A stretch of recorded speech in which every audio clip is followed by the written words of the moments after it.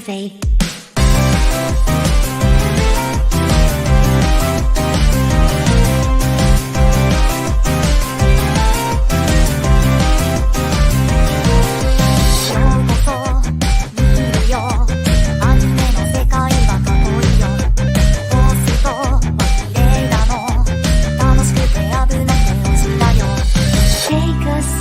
Nostalgia, let the memories bloom. All these stories in my head are gonna make me go boom.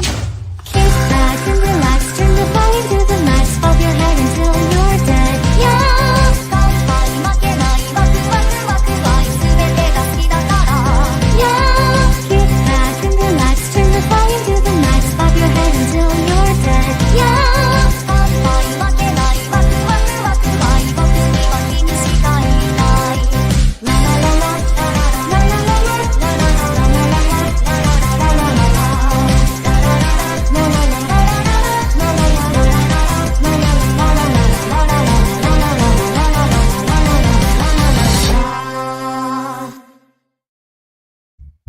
Gonbow friends, and welcome to the fall season premiere of the Otalku Cafe. We got a lot of new shows. We got one ending. We got a okay movie. Yep.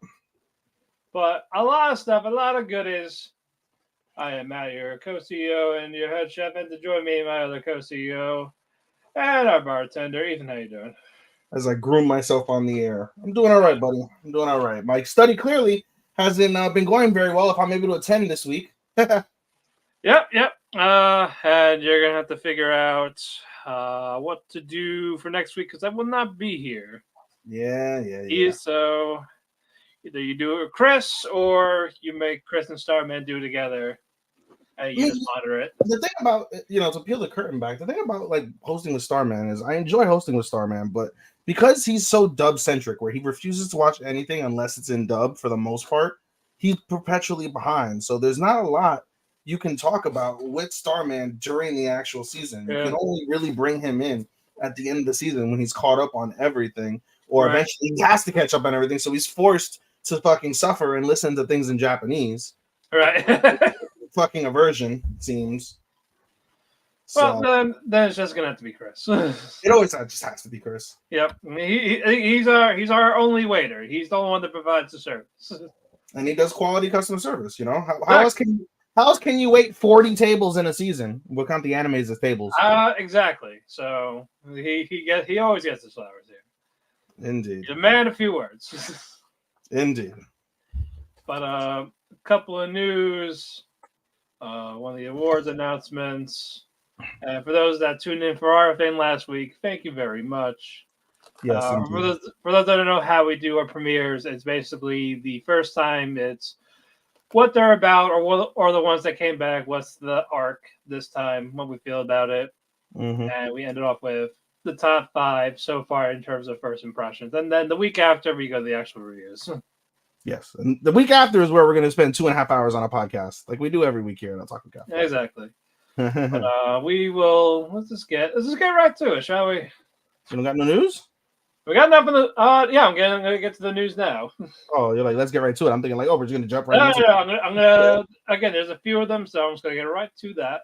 All right, go ahead. The light novel "A Gentle Noble's Vacation Recommendation" is getting a TV anime. No release date yet, but it looks like it's a. Hold on. Oh, good. No, he's a guy. Thank God. Adventure fantasy slice of life. All right. So that we maybe I'll see a preview. Oshinoko will end in 4 chapters. So the final chapter will be November 14th. Based off of their adaptations and where they're at, I mean, realistically, we can get about maybe another 4 seasons. You think out of this? 2. You think just 2 more seasons? Yeah, I think 2. Huh. Interesting. 2. I can see it ending in season 4, maybe 5, depending on what season 3 and 4 cover. So it's going to be basically like that. The manga Orient ends its 6-year run with the series. It had its final chapter last week. Orient sucked. Having watched the first 3 episodes, I hated it and I dropped it. One of the few shows that I just flat out dropped, never even bothered to attempt to go back to. Yeah, but it ended after 156 chapters. Congratulations. Hold on, I gotta read this right. Where's the English title? Freezy Ginpachi Sensei, part of the Gintama series, is a spinoff. Coming out in fall 25. So I guess Gintoki Sakata as a professor in the school. He's a teacher. Okay. So I'm pretty sure hilarity will ensue for that one. The manga Kowloon Generic Romance gets a TV anime and a live action movie scheduled for 2025. Doraemon, the voice actress Nobuyu Oyama, passed away at the age of 90. God, that's a nice life you live. She was the voice of Doraemon, the current long-running series. Various health issues have caught on to her. She had a stroke in 2008, and she was diagnosed with rectal cancer in 2001. So she lived 23 extra years outside of that. Holy shit. Kudos to her. Long career. Condolences to her friends, family, loved ones, colleagues. She will be missed for those that watch the Doraemon show. You know what I had a random thought of just this very second? Can you imagine voice actor heaven, what that's like? Oh, that's like overcrowded, I think. Can you imagine the animes being between all the mangaka and all of the voice actors in heaven? They get the good shit, and we just get we gotta wait like very far in between for that. That's gotta be nuts when you think about it. It is crazy. It is crazy. And then you got the people that, you know, God bless them, that passed away during the Kyoto production disaster. Imagine all those people like doing the productions and the directing. And then you got your mangakas and you got your voice actor, like pick of all your voice actors. And oh my God, they must have like just nothing but 5-star anime up there. Oh yeah, I'm sure it's gonna be glorious. So we'll review that in heaven. We'll review that in the afterlife. Yeah, we'll review in the afterlife. I thought it was death till do his part, man. I guess death doesn't do his part if we make a show in one of us will be going to hell. Want to rock, paper, scissors? Yeah. Yeah, that's right. Let's go. 1, 2, fuck you, I win.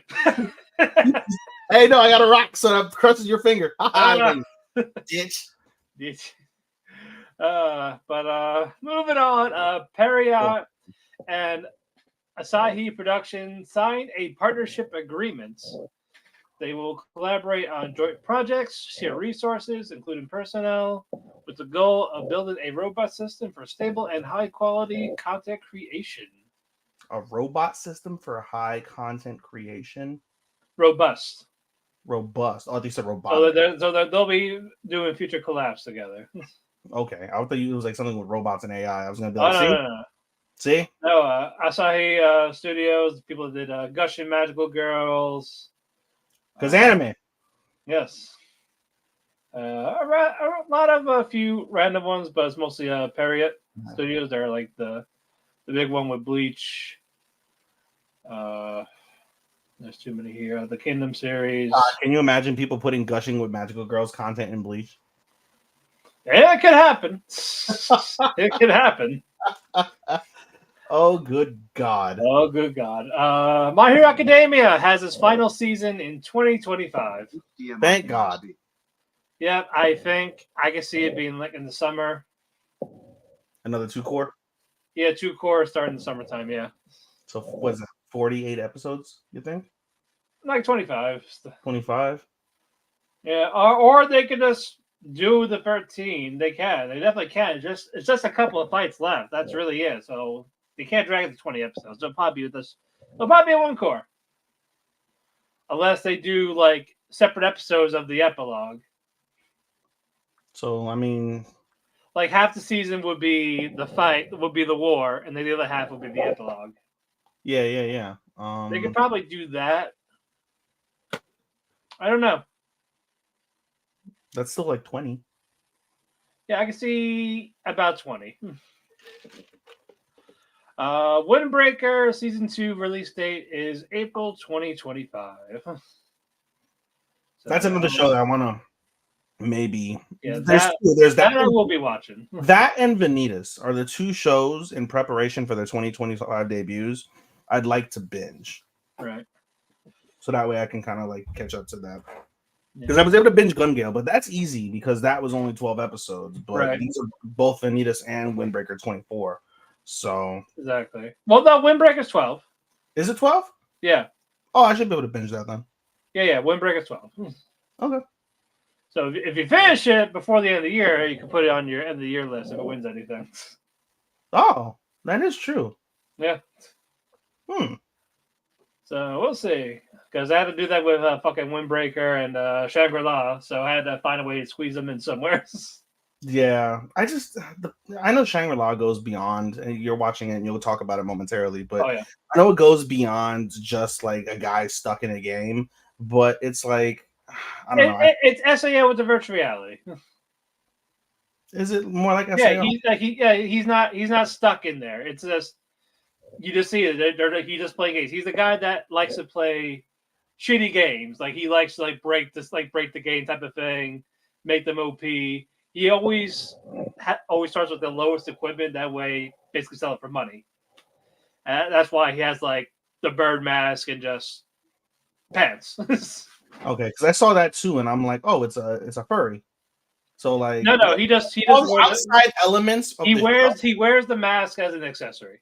Yeah, like all the outside elements of the show turned me off, which is why I never bothered. But all you guys ever talk about is how amazing the fights are, and I'm just like, I would love to see some fucking badass fights. So I know there are plenty. So I'm like, all right, we're good. I'm in. I think they'll do a season 3. Probably. Okay, so it really depends on how they want to end season 2, or okay. there's enough material to make it season 3 right now. Okay, well, TBD. Okay. Anyway, anything else? Toho acquired G Kids, expanding global animation influence. The G Kids that produces the anime movies to get them in the States. So Toho will be a part of that. I don't know much about what the agreement is, like what's in it, but I think it's going to help out with more content become available to a broader audience. So we will see about that. I'm looking forward to it. Anime Trending had their awards a couple of days ago. I'm going to run through them real quick. Best Supernatural, Elusive Samurai. Makes sense. Slice of Life is Roshi Dere. Okay. Sci-Fi or Mecha, Nier Automata. Excellent. Romance, Days of My Stepsister. Mystery or Psychological, Oshinoko Season 2. Okay. Fantasy, Wistoria, Wand and Sword. That's good. Drama, Days of My Stepsister. Comedy, Losing Heroines. It was funny. Action or Adventure, Wistoria, Wand and Sword. Okay. ED, Oshinoko, Season 2 for the song Burnin'. Opening, Oshinoko, Season 2 with Fatale. Supporting female character Yuki from Roshi Dere. Makes total sense. Supporting male Melt, Nurushima from Oshinoko. Melt? Yeah. Huh? Yeah, the guy who was a shitty actor but grew in that final in that. He had 2 episodes of Shine. Yeah, they liked him. Couple or ship, Yuta and Saki from Stepsister. Best girl and Anna from Heroine. Male Masachika from Roshi Dere. Okay. I could see it. I could. 4th place for anime of the season, Oshinoko Season 2. Third place, Roshi Dere. Runner up, along with Best New Anime, Days of My Stepsister. Hmm. And the winner, Too Many Losing Heroines. Fucking stupid. So let's see how many they won by. There's statistics. Heroine got 14,747 votes. Okay. And this is over the course of 10 weeks.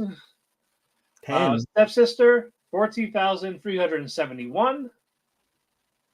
Roshidere, 14,348. And Oshinoko, 13,936. So the top four is separated by less than 1,000. Yeah, those four will qualify for the yearly awards, while Wistoria, since it's in fifth place, is the wild card. Who's in the wild card so far for them? Do you know? I don't know yet, but the wild card, only one can go in. I do have to look at that. The people qualifying for Best Boy, Masachika, Aqua, Nukumizu, Will, and the wild card is Yuta. Okay. E.G. from Pseudo Harem, Okamura from Seduction, and Melt from Oshinoko. From the girls, qualifying Anna, Kana, Alia, and Yuki. The wild card is Akane, Saki, Maria from Roshidere, and Rin from Pseudo Harem. That's all fucked up. Yeah, Akane only got 9,336, while Kana got 10,599. But she lost by 22 votes to Anna. 20 Both fucking first two. and second are stupid. Couple, Yuta, Saki, E.G. Rin, Aqua Kana, Alia Masachika. The wild card is Aqua Akane and Masume and Lilisa. Oh, yeah. A few of these. No wild card for supporting girl or the OP.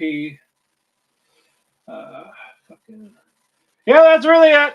No, I don't know the whole wild card yet, but I'm sure it's some that we have seen. As I know the ones that are already qualifying for the year. Let's see. Right now for year, it's 7 Time Loop, Roshidere, Class from the Elites, Data Live 5, Stepsister, Mushoku Tensei, Heroines, Konosuba, Girls Band Cry, Freein, Oshinoko, Solo Leveling, Apothecary Diaries, and Dangers in My Heart. So Dangers, Freeing, and I think those are the top two right there. That could potentially win. Yeah, I'm calling it. Honestly, yeah. Those two. That's your early predictions. Yeah, 1 and 2 in whatever order. Yeah. No, that's definitely going to be a fun one to see. Yeah.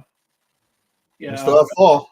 Yep. For the side awards, best animation is Oshinoko and Elusive Samurai because they picked 2 per season. Like the random was, it's a staff pick. Adapted screenplay looks like it was Stepsister and Heroine. We don't do character design, but it looks like it's Heroine and they only picked 1 for that. Okay. You need to do character design. I think that's gonna be ours for like a year going forward. Yeah. Original yeah, I'll see original screenplay winner. Huh. I guess none won. Really? Couldn't give it Code Geass by default? Or Mayanaka. Let's say it's a given one. I don't see it yet. It's not 100% updated. Visual was Shoshimin. Yeah, and Magical Girl and Evil Lieutenants. Yeah. I'm not gonna vote. I don't vote till near the end of the year, obviously. But let's get to our actual stuff. Do you want to do the reviews first before we do our separate impressions, or? Yes, let's do that. Okay. I did have a review that was for 2.5 seduction, but it's just more of a Nora coming out of her shell ordeal, doing a photo shoot with Lilisa. And we got our new girl that looks like fucking Marin, Arya Kisaki. They should have had you know what would have been really that cool? would be a nice collab. I would love that. If they would have had her as like as an Easter egg. Have Marin and Gojo that would be nice. But egg. no, she has the blonde hair. She's a Garu. Has like a hairpin type. But yeah, she's brand new to cosplay. What's her face from Love Is War? Yeah, I forget her name now. The maid, right? No, fuck, not Hayakawa. Damn it, I forget her name. The one that does the Shika Shika dance. Oh man. Chica? Huh? Chica? Yes. Is the hairpin like that? No, it has like a star on it. Oh, okay. It's not like a bow pin. Right. So yeah, she's looking for Noah and Lilisa because basically she loved their cosplay. She wants to find them till eventually she does during the middle of the photo shoots. Noah and Lily start doing the thing. Arya kind of invites herself in and talks about, and apparently she's like, I don't think she is serious in the cosplay, but we'll see in this week's episode. But overall, we have our fourth girl. We have a fourth girl in this somewhat harem. So there we go. It's always 3 or 4. Of course, never fails. It has to be, because no way in hell is going to be the fucking teacher. At least I hope not. And for Sengoku Yoku, still continuing on. Hold on, where the fuck are you? As I need fucking names. The Void people have acquired this giant cloud Kadawara, which is needed to basically unlock where Jinka is isolated in that one island. So basically the Void people are going to use this to basically defeat everybody. But they need more power. They need a bigger army. So they need more Kadawara. So which is those spirit creatures type of things. Doran and Mudo, they tried to stop them, but they failed while trying to protect the monkey Kadawara. But Doran got knocked out. So the Void people collect more Kadawara, and while doing this, Senya meets up with Doran and Mudo because Senya is looking for his father, who's with the Void people now. The 3 reunite because Mudo used to be the rival for Senya 8 years ago. So they all had to work together. So while it's going on the other side, Shinsuke is with Tsukiko and Hanatora. And basically, Shinsuke is talking about Shakayu, the one that got turned into stone. But it's not all roses because the Void people collect the Kadawara, which is there, including Shakuya. So basically, she's free from the stone, but now in their possession. I'm like, God damn it! So Shinsuke didn't notice yet because he wanted to go basically pay a visit to this stone. He's like, well, I'm coming for you too late. And he's like, what do you mean? They found out about the Kadawara being engulfed, and they see that the stone where she was in fucking is like in shambles. So the cliffhanger was Yaku with on top of the cloud Kadawara with the transformation, with free from the thing. And it's like, God damn it.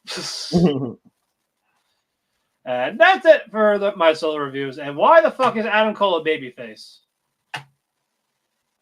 Because AEW. So what's the point of the Undisputed Kingdom? So Undisputed Kingdom, if you notice, have been going babyface too. They've been shaking hands and kissing babies after matches lately. And then the other thing, which I saw was pretty interesting, they were like, oh, now that we got face Adam Cole, now we can get resolution to his other story that never got resolved, which is when the Young Bucks turned on him. This is why I don't watch them every week. I don't mind it, man. Like, you know. Like, come what the fuck? Get him away from it. Like, it didn't need to continue. It was like a year later. Like, you had your chance. It's over. Move on. I mean, they wanted Like to with go Keith back. Lee and Slur. The injury fucked it up. So I know. As I said, like, just let it die. nothing dies in AEW. I know. Because there's so many stories that we can't comprehend. We don't get the booking science or whatever the fuck he calls it. Booking science. Whatever he called it in the scrum. The science of the booking. There's no fuck you. The ratio of when you mix this couple and you put them there and you have this group and this group and then they do these moves and that's you it. grab an element from This happened 8 years ago. No one's gonna remember it till just now. And don't forget, we have to grab elements from different countries, so we got to grab an element from Mexico and from Japan, especially from Japan and the United Kingdom. Caliber was saying 20 miles a fucking hour. You'll pretend to know. You just shake your head like, I agree. The speed of light equivalates the mind of a professoul. E equals MC fucking square, and that's it. Like, why? we sound like the conspiracy guy from that show where it's like it all leads here. And he points to the fucking like map. It all leads here. Kenny Omega. Yeah, so that's all this fucking shit. Okay. Okay, you don't have any solos left, right? I don't have much this season, period. Really. Okay. Alrighty. Oh wait, you talking about solo? No, like not the previous season. No, I got nothing. Just Tower of God. All right. Yeah, we'll get to that later. But there's apparently a new season. Technically is. My Hero Academia season 7. Two things really happened. Yes. Two. The first one, this was like 5 fucking minutes, and this will take less than that to talk about it. Toga giving Uraraka HPV, Hep A, Hep B, Hep C. I told you. She drank so much blood. How does she not have any? Yeah. How does she not have bloodborne illnesses? Yeah. How? So, yeah, I have no idea. But Ochako is bleeding out. So Toga takes some of her blood to turn to her so she's not naked. No, she didn't do that. She turned to her so she has compatible blood. Yeah. And then puts the needle back into her to give a blood transfusion. That way, Toga could die, so Ochako can live. And there's laying side by side. Don't forget, she sewed up her wound. Yeah, which was perfect, by the way. I don't know how she managed to like do like a perfect suture, like so damn flawless. She's done this more than once. She saved the life. I doubt it more than once. No, man, like she probably has messed around with stitches or something to like make them heal. I don't know. You know what would have been interesting, and I don't mean this in any disrespectful way for those, trigger warning, for those who like cut themselves, but it would have made sense from like a character design perspective if you would have seen her like with cuts all over because she loves to drink and suck blood and play with blood so much. If she would have been one of those cutters and you just see her with scars and cuts everywhere. Or do you think that would have been too trigger effective? I think that would have been too much. You think so? Okay. Yeah. Yeah, you get where I was going. I wasn't trying to. I get where you're going, but I think that would have been too much. Okay. Now the real meat of the matter, the only thing that really fucking matters. All for One versus All Might, or the beginning of it, because it's going to go into the next season with the final season. But All Might is now Iron Man. We see his actual Iron outfit. The animation was pretty cool. It was badass. That was badass. The creepy smile is like permanent on his face. it fits. I know with the mask, I know, but it's like, you know what? Just imagine that. Just him going to playground and say, "Hey, I'm the symbol of peace and hope. I am here." Exactly. Candy is here. Come into the truck. I have that candy for you. You want to ride my Lamborghini? Hey, it was a sick car too. It is. So, yeah, it kind of has the strength. It has the stuff of One for All, but the fact that it's a metal suit is still limited. But it still has those strengths and some of those abilities, like the Black Whip and everything, the float. No, he literally took not only that, but he also took most of Class 1A's abilities and combine them into the suit, and they would just be like bolt-on additions where you had like acid, you had Denki's electricity, you had what's it called? I think it was what's her face? I forget, Earjack Girl. Like it had her like amplification, Bakugo's like linear explosions, like things like that. Like he took like a lot of class one Ignium's fucking like super fucking legs, like a bunch of people's shit, and he's like and he mentions it in the anime. He's like, oh, I'm class 1A, lend me your powers, lend me your strength. So basically, it's a quirk battle in essence between superficial quirks from All Might and the stored quirks from the ever devolving All for One. Right. And you know what? He does try, but for the most part, it ain't fucking working. Mm-hmm. And All for One, he got trigger happy. He's like, because he sees All Might. Like, I have to kill him. He's the only one that's been a pain in the ass. Mm-hmm. Out of all these incarnations of One for All. Mm-hmm. And while being quirkless, he All for One stabs him with a fucking poison. Mm-hmm. I guess it makes him like regress a little quicker. Yeah, because if he did it with the electricity and he did it with the Pinky's acid, it was poison. Yeah. And basically because they debilitate and they eat at the person, it requires Ari's rewind to go through, and the more he sustains damage, the quicker the rewind happens. So basically his goal is to hold him off and basically make him an infant. But and basically cease out of existence. Yeah, and that's how long it's going to last unless he gets a Shigaraki, he's basically gonna die regardless. And it wouldn't shock me if he does. Yeah. So it's just more of how many bodies is he gonna take with him in the process. That's really where we are going with that. But the suit already gets damaged quite a bit from a few of the quirk abilities. Shields down by like 60%, damage in the suit. And of course, the battle doesn't end because it's a fucking cliff. And did you see the after credit? Yes, I think so. Yeah, it's just All Might's card that Bakugo had that he carries with him, floated in the wind. That's really it. Oh no, it was not floating in the wind. It was floating in like a pool of blood. Yeah. So that was really it, and we're gonna have to wait a few months, 6 months or so, for the final season. I gave it like a 3 3/4. I gave it a 4 1/4. Yeah, like I said, the final episode didn't bump it up at all. It's staying where it was. It was, and that's what I had written like in my review. When it's all said and done, like the principle of knowing that this wasn't going to end, like knocked it down significantly. Because if this was like the end all be all, like this was end game, like because that's what they're presenting it as, it's the equivalent of end game. And if it would have been end game, then it might have been like 4.5, 4 3/4.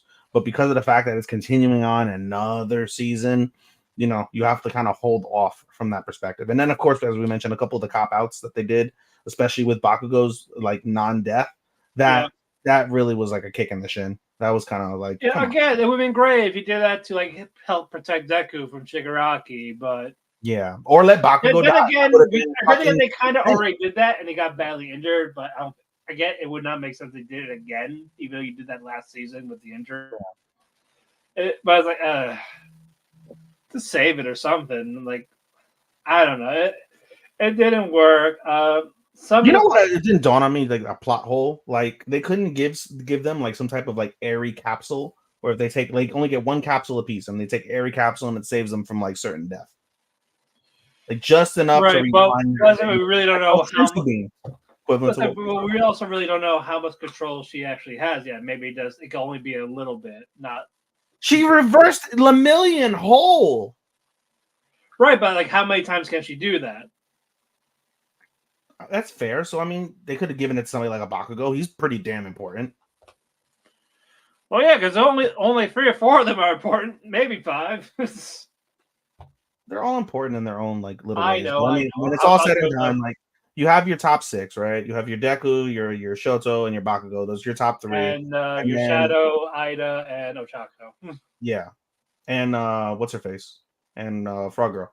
Yeah, that's so 7. Yeah, And Yaorose. 8. Momo, I put Froppy over her. I would put Property over her too.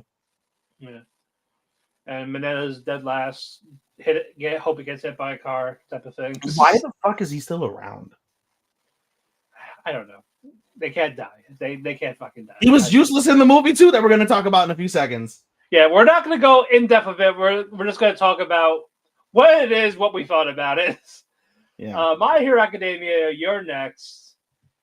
This takes place season 7 before the final battle the second time. It was literally the end of season 6. Like after Stars and Stripes, but before that. Was it after Stars and Stripes? Yeah, because the after credit shows Shigaraki like passed out, and then he wakes up. No, I think so. I saw the after credit, and I thought that was after the other battle when he was, because remember he's in the cave recovering. But that's right. They also show Stars Then and he Stripes in the goes movie. very briefly. Yeah, that means they already happened. So this is when he took on like her stuff, type of thing. Was it? I just thought it was just like a thing of like, oh, here's Stars and Stripes because she's gonna be featured. Because this movie came out in prep of season 7 in Japan, did it not? Or did it get released after or during this season? Who? This movie. When did it officially get released? Let me click on the movie and find out. The actual movie. It released in August officially in Japan. Yeah, when they were starting the war arc. So to me, this happens prior to everything. So I think Stars and Stripes is still alive. I still say this happens right after, but before that battle.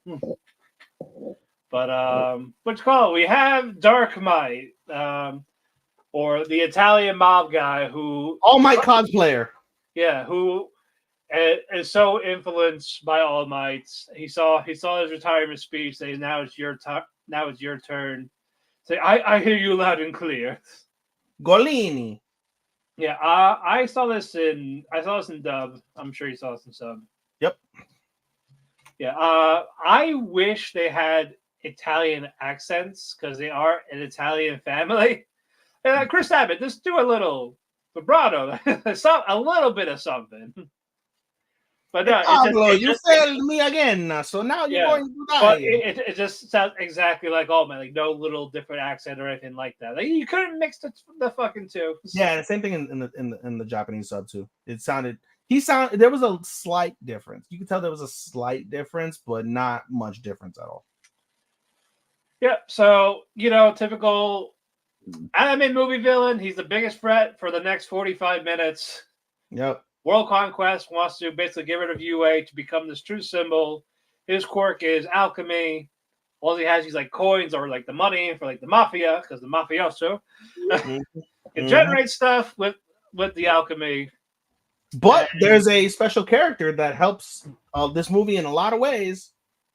What's that Rose girl's name? Anna.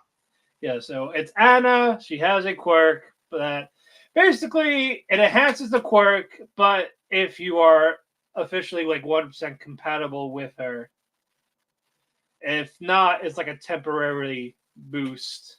No, it's not quite. So if you are compatible with her, it gets your quirk factor up by like a significant amount for a short period of time.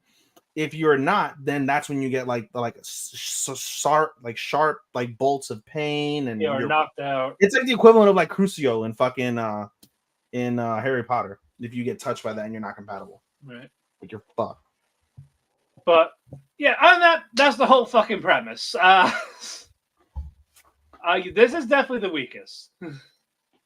It's the weakest in terms of the plot. I mean, everything else is kind of standard fare to a My Hero movie. The animation was awesome. The musical composition I thought was really good. These fights also kind of dragged. They did feel a bit long. Like basically, we've seen these. There was nothing new about it. Nothing stood out. Like it's just something we already seen the show. Just Bakugo and Todoroki teaming up. Mm-hmm. Cool. Mm-hmm. Like but not enough to like, oh, there's no new or badass combo. Mhm. I liked Julio. Yeah, he was good. Yeah, him I liked. I liked his Spain with the Ada. Hmm. I didn't care for Dark Knights.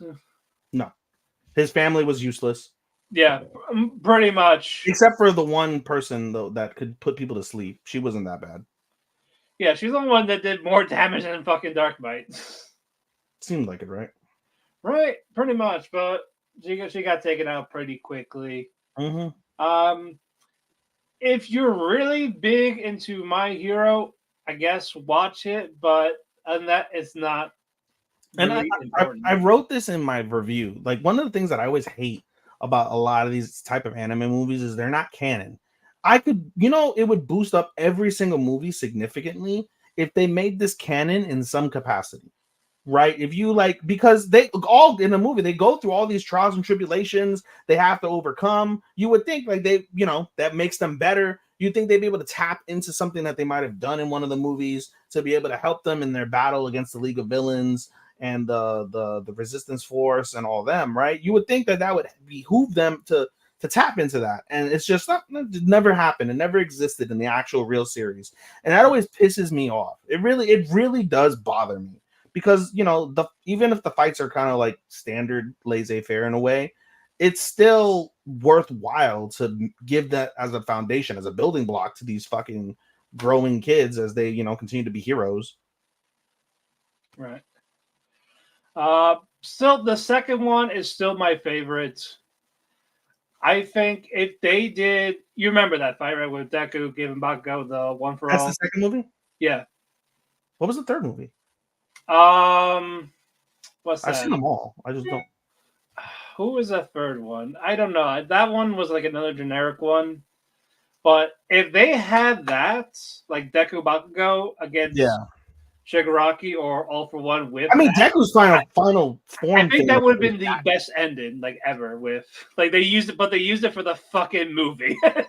Oh, that's true. That's how they took down. I would have loved it if they did that for All for One or Shigaraki. Yeah, that would be. That would fucking be so fucking badass. And that That way, been All for incredible. One and One for All are gone right then and there together. That's it. Yeah. Those powers are gone. But like, no, you use it for this fucking villain. Yeah, but then Deku can't be the number one hero if he loses his powers because he has no powers. He has nothing inherent about it. So if he's all of his other sub quirks come well, from. there's a superhero suit now, so Okay, we're gonna make him fucking Spider-Man. no, I'm saying like, oh, I give him his own suit. Nah. But I gave it a 3.5. The movie. I had originally given it a 4 flat, and then the more we talked about it just now, Yeah, like you could. It's not a requirement to watch it, but if you feel like you have to, fine. But if you skipped it, like if you skip it, like it's not at the end of the world. If you're a My Hero fan, you should watch it. That's what I said in my review. If you're a My Hero fan, you should watch it. But the sad reality is, it's inconsequential to the series. So if you don't, you're not really missing much. I gave it a 3 3/4. Okay, now we can get to these first impressions. I have far less than you, so I get to start. Yep. All right. I got, how many do I have this season? Yeah, I'm only gonna go into detail on one. We'll see what I go into detail on. What do you have? Because I wrote down when we were going through yesterday. I have Uzumaki, which is gonna end Sunday. Yep. I got After School Hanako-kun, which will end in 2 weeks. Mm-hmm. Blue Lock. Mm-hmm. I have Orb. I have Shangri-La. Miss Servant. You're watching Ranma, right? Which one? Ranma? Yes. Okay. Elementary Wife. And I think Angler. And God App. Elementary Life and Angler are two that are like potentials. Because I have right now, because of the fact we can't. I will tell you about them when I talk about them. That's fine. I might pick those up because as it stands right now, with all the stuff that's carrying over into winter, yeah, I literally have, I think, 7, no more than 8. Yeah, if I do not add any more, Anything that is not a second core, I have exactly 13. I have 8. I'm Yeah. just gonna literally like just let you guys talk until Yeah. we get to the top. Until we get to I'm your like, top 8. yeah, and I'm like, hi guys, I'm back. We'll start with this And show that you guys didn't even grade. Wait till we talk about our 5 shows and all that. But go ahead. Okay, I've only got 5 that I'm talking about. I'll go over them very briefly. Well, actually, no, I can't. Actually, I don't have this one, so I only have 4. Let me delete this. Okay. And one of them hasn't reviewed, hasn't come out yet, so I only have 3. There you go. I only have 3 right now. This is All right. ridiculous. Okay, the first one we'll start is Yakuza. Yakuza should be Yakuza Bride, not Yakuza Family. Bride. I thought it was Yakuza Fiance. Yeah, it is Yakuza Fiance. Fair. Fiance. Okay, we'll start with Yakuza Fiance. Yakuza Fiance, I've only watched 1 episode of this. There is a second episode I have yet to get to, but Yakuza Fiance basically revolves around. Let me actually get the character names and stuff so I can be proper. It revolves mainly around this chick. She's 16. Her name is Yoshino, and she is the granddaughter of Osaka's biggest Yakuza family.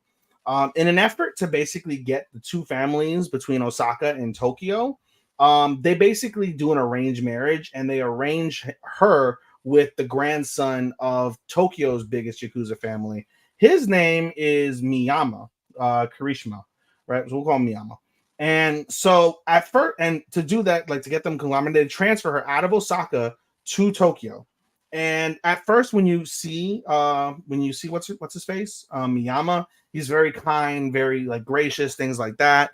And it throws the normally like she's delinquent-esque Yoshino. It throws her off because in Osaka, right, everyone knows that she's the granddaughter of Yakuza, so she has no friends. And here, nobody realizes that. And basically, all she has is Miyama. And all the girls in the school love Miyama, but no one really like approaches him or anything like that.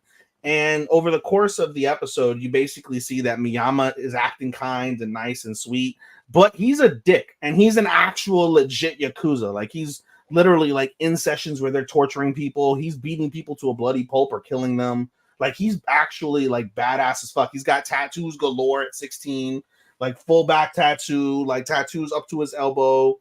Like he is actually badass. And then basically there's an incident where he saves her from being raped by a bunch of men. And he beats the shit out of all the men, like beats them to a bloody pulp and says, you know, hey, go about your day now and your life. And if you ever try to fuck with me, I'm going to kill you. Okay. And they go, and he tries to caress her, and she's like all shocked and nervous, and she slaps his hand, and he's like, yeah, fuck this kind shit. I thought you'd entertain me for a little bit, but you're pretty useless. You're not even really a Yakuza, so just go back home and pretend we never existed and get the fuck out of my life.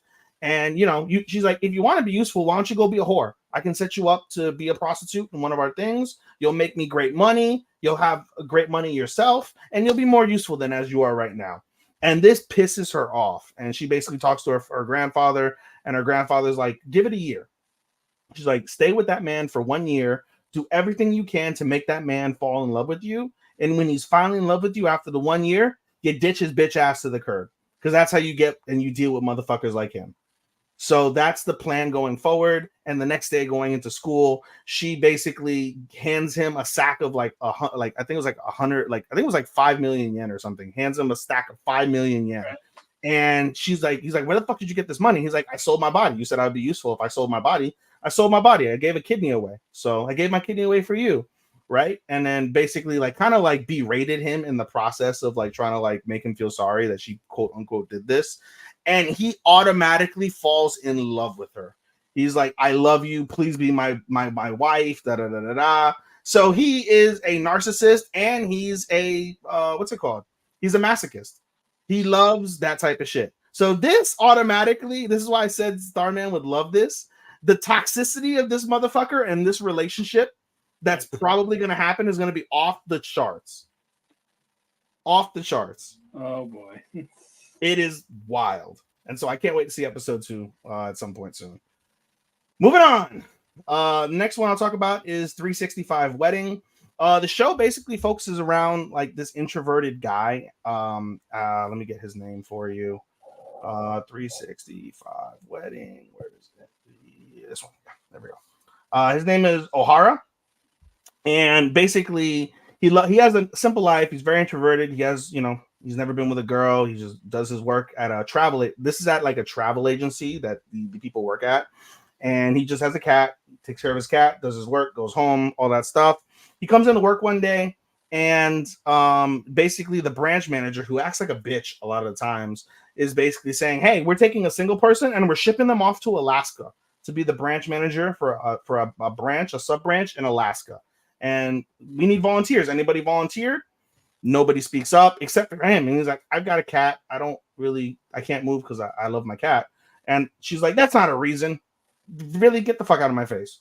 And she's like, consider it. After a year, if nobody volunteers after 1 year, we're picking somebody. And along the way, as he's basically off on like a Saturday or Sunday, and he takes his cat to the vet for its like checkup. He ends up meeting up with his coworker. Her name is Rika. And Rika is also very quiet, very homebody. She loves like reading maps and like going to nature and doing things like that. But again, she has no friends herself.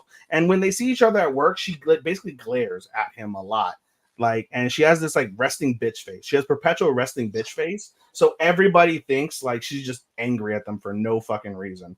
And she basically proposes one day as they see each other. She's like, hey, you want to get married? So that way we don't have to go to Alaska. And he's like, are you serious? And she's like, yeah, like, don't worry about it. I'll take care of everything. We'll pretend to be married. And then once the Alaska thing is over, we'll just, we say we broke up, our differences, whatever, and we'll be all good. And then we don't have to go. And he agrees. And now the rest of the season is basically going to be them trying to keep up this sham marriage.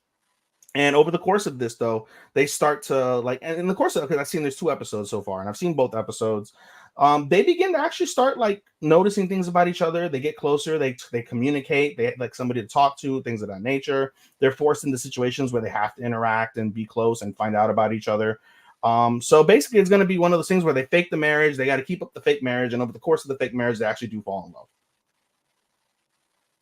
Okay. So not bad. I was entertained by it. It's pretty funny as well. I would say it is pretty funny from that piece. And then the final one that I have is season 2 of Gun Gale Online. I binged over the course of 3 days about 2 weeks ago the first season of Gun Gale. I thought it was mid. I gave it a 3.5. I was like not totally impressed. If you wanted something that's akin to Sword Art Online, which is what this is a derivative of, you'll be disappointed. Sorry to tell you. But it's still entertaining and funny in its own way. And basically, season 2 picks up where season 1 left off, if anybody recalls, because season 1 came out back in like 2018. If you recall, basically Karen, which is the main character's name, Karen ends up linking up with Pizza Hui and what's his face, Goshi, and links back up with Miyu, and the 4 of them basically. Again, the 2, basically the winner and the runner-ups of the first 2 team battles that they have in Gun Gale Online, they end up for the 3rd season, all 4 of them linking together. So now they're a 4-man team. They're one of the clear front runners, and their goal this season is to basically take out the Gorilla Squad, which is basically the team of like high school rhythmic gym girls that end up being friends with Karen. And over the course of this season, basically, it's going to tell the story of in the actual Team Battle 3, how they're going to have to overcome them as well as all the other challengers, including the winners of Team Battle 2, which are back. And they actually received some insider information as well in episode 1 that may help them. And specifically, that has to do with tweaks as the teams wind down. There's new, in this 3rd iteration, there's new rules that'll come into play to basically enhance the gun battles as the teams begin to dwindle down and you get to your final like 5 teams or whatever the set number is that has yet to be revealed.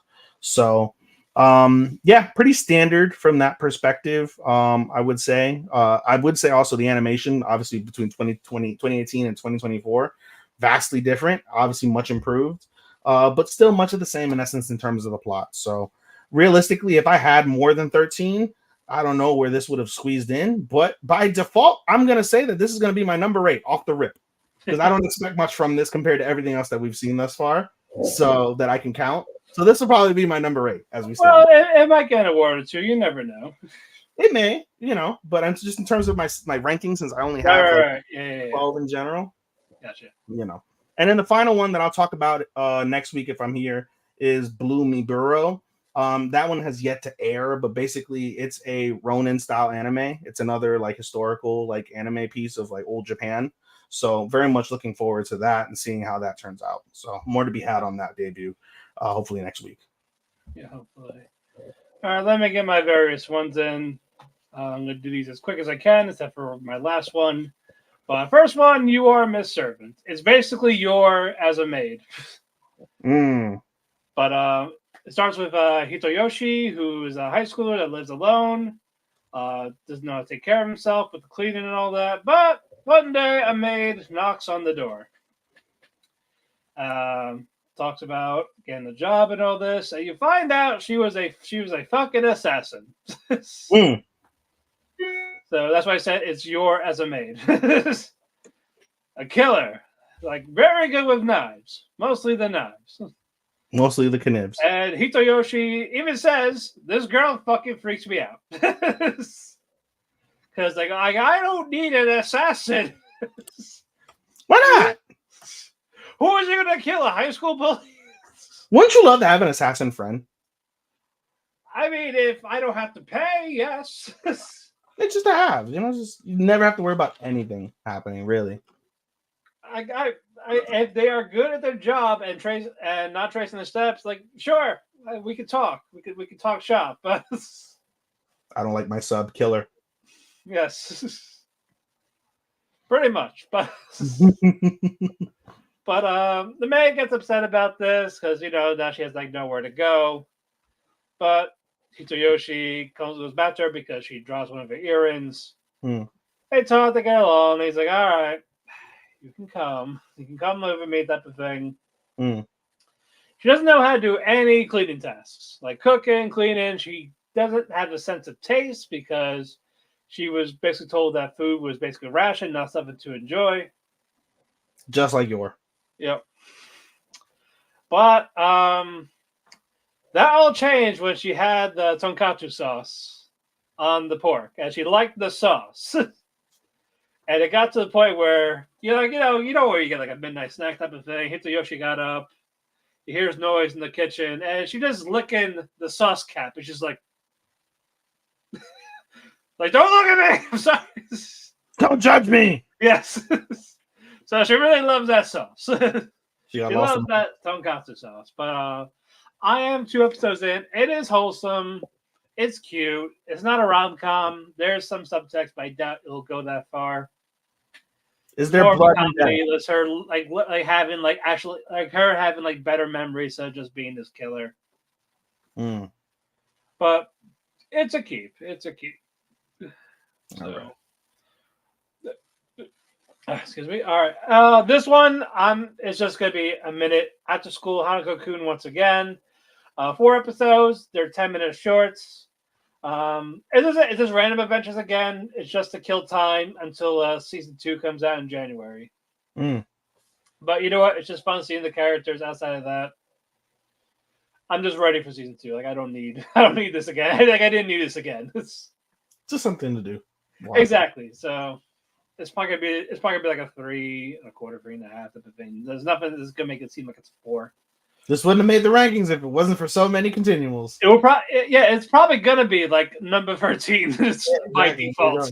Yeah, there we go. Blue Lock season 2 or Blue Lock versus U20 Japan. I am 2 episodes in. Picking up where I left off.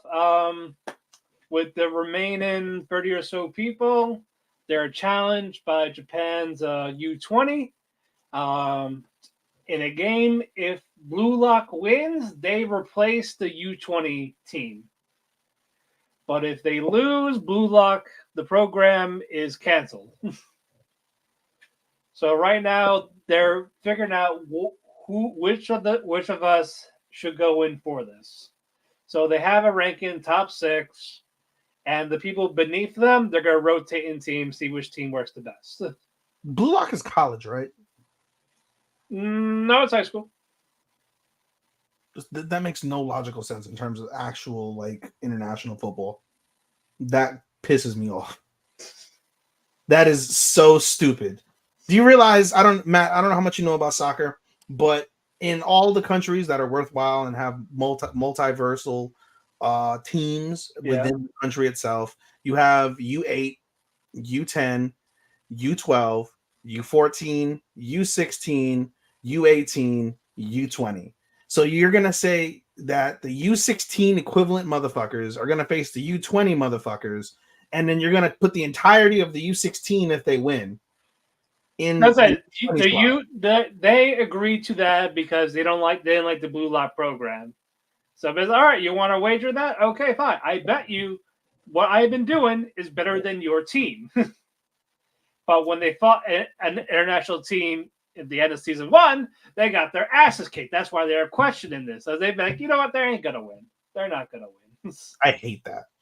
I loathe that fucking stipulation and that principle as a fan of legitimate soccer. It's an anime. That's why I'll never watch it. But this season had a fucking downgrade. Oh. Not with story, not with art, the animation. Oh. With these soccer games, a good chunk of it was almost a slideshow. And I was like, oh, no. Oh, hell no. No. Like, I will still watch. You should look at Bash and be like, tell me I did not just see that. No, I even asked it because they watch with me. Like what happened? Like, they showed more of it. Like where's like the little bit of the CG with the 3D with the movement? Like, we didn't get any of that. When they showed like a passing the ball or a strike, it was more or less a slideshow. I'm like, no. So you know what you need to do, Matt? Is every time you're gonna go into one of your sessions, wink wink, you should watch this show so it pisses you off. And then go back into the room. I'm a postal worker. I don't need help. I'm a postal worker. Like, I don't need help. I work for the United States Postal Service. I don't need help being pissed off. Well, there's more if you want it. Yeah. But like, everything else is fine. It's just that, like, fuck. Another show that would be bottom of the list. No, I can see it be in the middle somewhere, unless it's just a one-time thing. Like, I'll let it slide. I don't know how the rest is gonna go. If it's just the one episode, fine. I'll let it pass. But we'll see. Speaking of failed animation, Uzumaki. Yeah, we've heard great things, or not so great things about this. Episode 1 is phenomenal. But since they've been taking so long with it, they were given 3 options. 1, get rid of the project completely. 2, I forgot what it was though. Like, give it to a new studio or something like that. Or 3, just release it as is. Whatever happens, happens. So the only way to make it see the light of day is just, this is the final product. We cannot do it anymore, or else it's never gonna happen. Because this style of this costs way too much money, and this has been a thing for years. They could not delay it anymore. Times and money, like all this happened. The story itself is fine. That's the thing.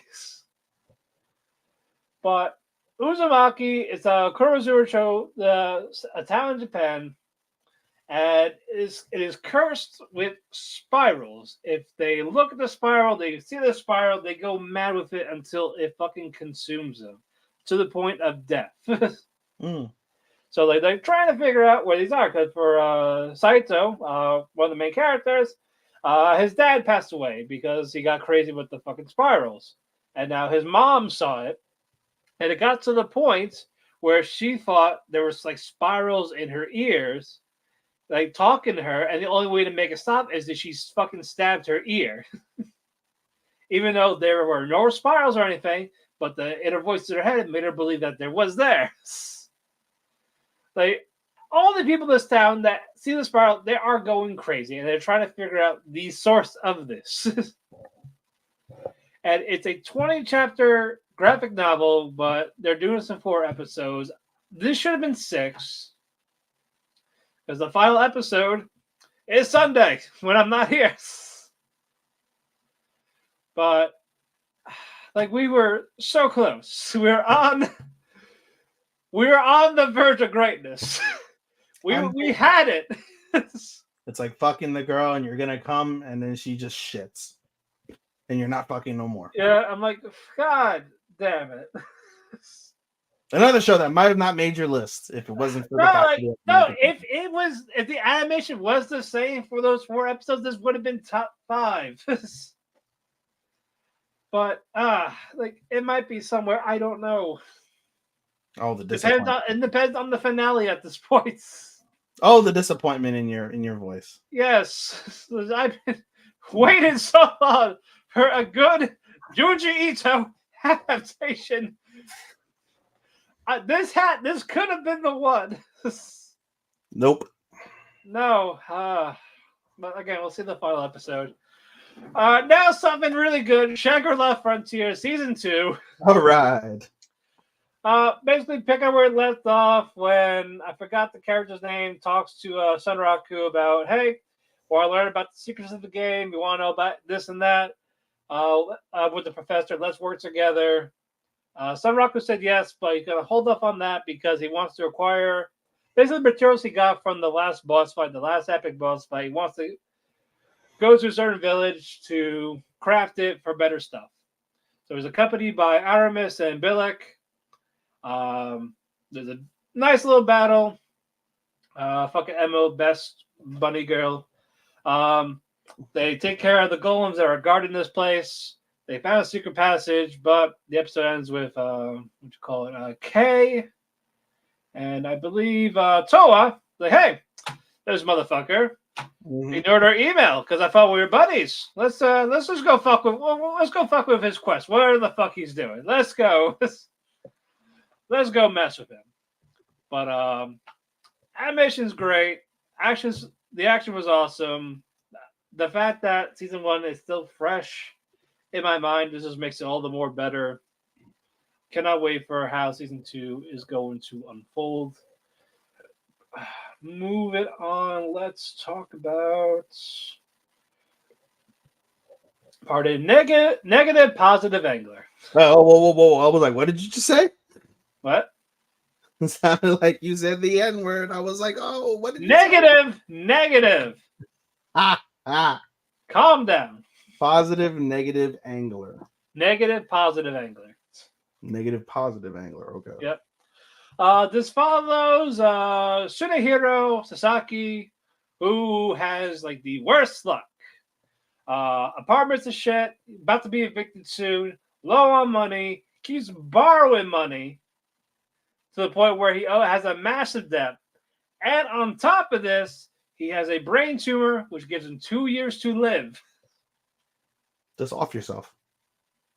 He thought about it. He really thought about it. Mm. But you know what? I may as well just borrow as much money as I can and just use it all. Until loan sharks started chasing him down. Jumps into the bridge, the water, and he gets saved by some fishermen. Takai, Hana, a few other people.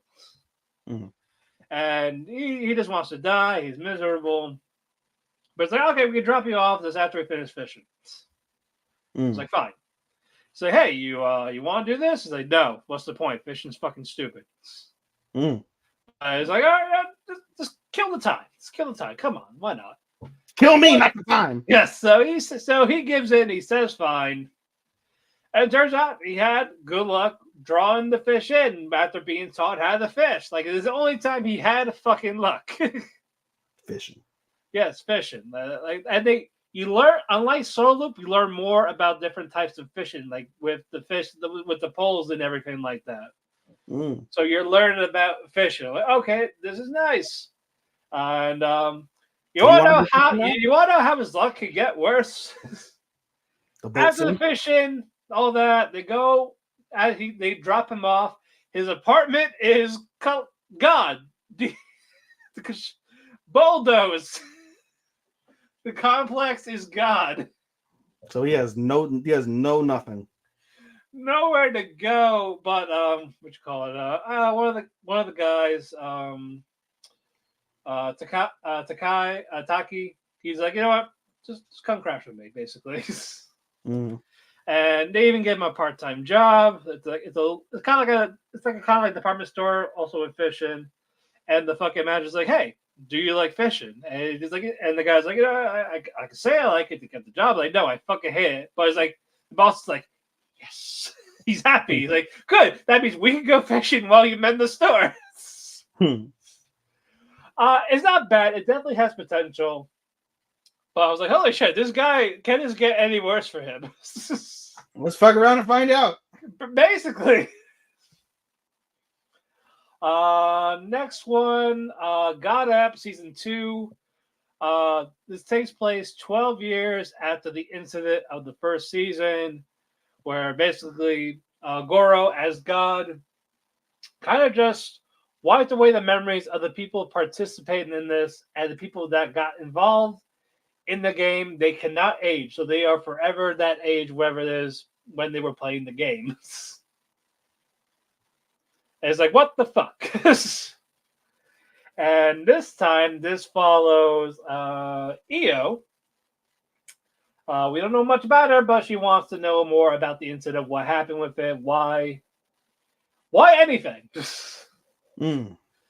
But she talks to one of the old people that did the god fade Mitsuko, who is basically a security guard guarding the thing, and she got caught by one of the other people that were involved in the game, which was Eiko, who was the younger sister of the brother who was almost a god but died. Mm. Like she's the only one that has those memories of Goro and everyone else. Mm. And we had another girl trying to help out. I think that one's name is Chika, who stole Goro's phone because hey, like that's my brother type of thing. Wants the phone back. The phone activates, and because of this, the games begin of becoming God. And to do that, the people participating, you have to kill them. It's Platinum Man, but more interesting. Yeah, I was gonna say like this turned into fucking Saw. Yeah, no, it's Platinum Man with a more interesting plot and with the gore of actually killing each other, even though there's some alliances involved in type of thing. But in any case, Goro, who is the new god, has not made an appearance yet. I didn't see today's episode yet.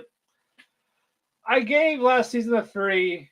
It's around the same, but there's the same guy that created the Automata, the actual game itself. So, like, I have to trust his vision. Let's see what he actually comes up with. Let's see how this actually is. Why did he get a season 2?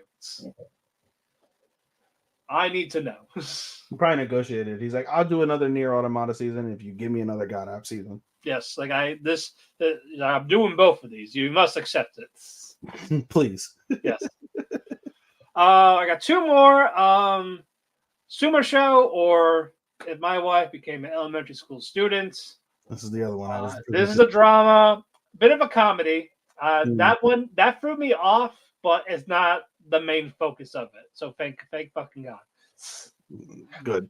This follows Kisuke, who was married to Take Nijima, and they have a daughter named Mai. Take passed away, and this is like 10 years after. And the soul of Take is now inside the girl Marika. It's not like she was reincarnated, but basically she was a normal girl until the spirit took over her body. That kind of annoys me because it's like, why didn't they do like what Oshi did, where like they should have put her in like the soul should have been a fresh baby, and then now that the baby's 10 years old, 10 years later is when the baby appears. Right, but who knows what happened with that? But she goes to Kisuke and Mai, like, hey, I'm your wife. It's like, no, you're 10 years old. What the fuck? Prove it. Oh, we had a honeymoon here. Here's this. This is how we met. It's like, okay. Like, all right, sure. But like she doesn't live with them because she has her own home. And for Marika, she is in an abusive home, an abusive mother Mm. who is basically a gold digger, like whoring around type of thing. If the person she's fucking doesn't call her, she gets mad, takes it out on her. I'm like, God damn. Kitsuke is now talking to a new coworker, Konomi. They have like a they basically have bento dates now because what you call it, the wife makes Keisuke bento boxes down that kind of cheered him up. So he's not doing this with his coworker now. That's weird. So like bento buddy type of thing. And second episode, they talk more about the grief and moving on because they're supposed to do a fireworks show, and this is Mai's first job, like in person, because after her mom died, she became a shut-in, like working at home. Mm. So that she's getting her nerves and anxiety. Firework festival happens. Kisuke is with Konomi because Konomi's friends like, hey, why don't you join us? Come on, join us. Go sleep with my friend. So they watch the fireworks show, and Marika starts like Konomi sees her, is like, who's this? And he's about to say, this is my wife. Like, nope, this is. He's like, oh, my uncle. Yes, I'm the like. This is my uncle. Shut the fuck up. Don't say husband. Like he almost ruined it. Like, hey, this 10-year-old girl's my wife. But she came late from work. She sees Konomi and Kisuke together because the Konomi tripped and he caught her like he was like on top of her. Like, what the fuck? Like why you move on type of thing. But Kisuke, Marika, and Mai, they sit at home in the apartment. They do a thing like, hey, this is only between us. Like, we are a family. I have been writing like, you are my wife, like here type of thing. Like, we're all like hanging out like a family. Even though the wife now, the mother does not know that. It's like, hey, where are you sneaking off to? Like, why are you coming home late type of thing. Like, what do you do in elementary school after school? There's not much to do. There's hardly any clubs. What do you do? What the fuck you do? Get out. Mm. I like the drama of it. I like how they try to have it like trying to move on. The comedy parts did throw me up, but I guess it kind of like basically like like laugh, like we agree type of thing. This is a good laugh type of thing. So you get a mix of that. It ain't bad though. I am still keeping it. I'm just glad it's not like a fucking edgy type of thing. Yeah, because we don't or trying to get married to him while in that body or in this person's body. I like it's just a strict platonic type of thing. Mm-hmm. So I'm good with that. I don't think I'm gonna pick up either show now. Thank you. You're gonna pick it up? No, I don't think I will. Okay. All right. Last one. Thanks to Chris. Orb on the movements of the Earth takes place in 15th century Poland, the Catholic Church, and astrology.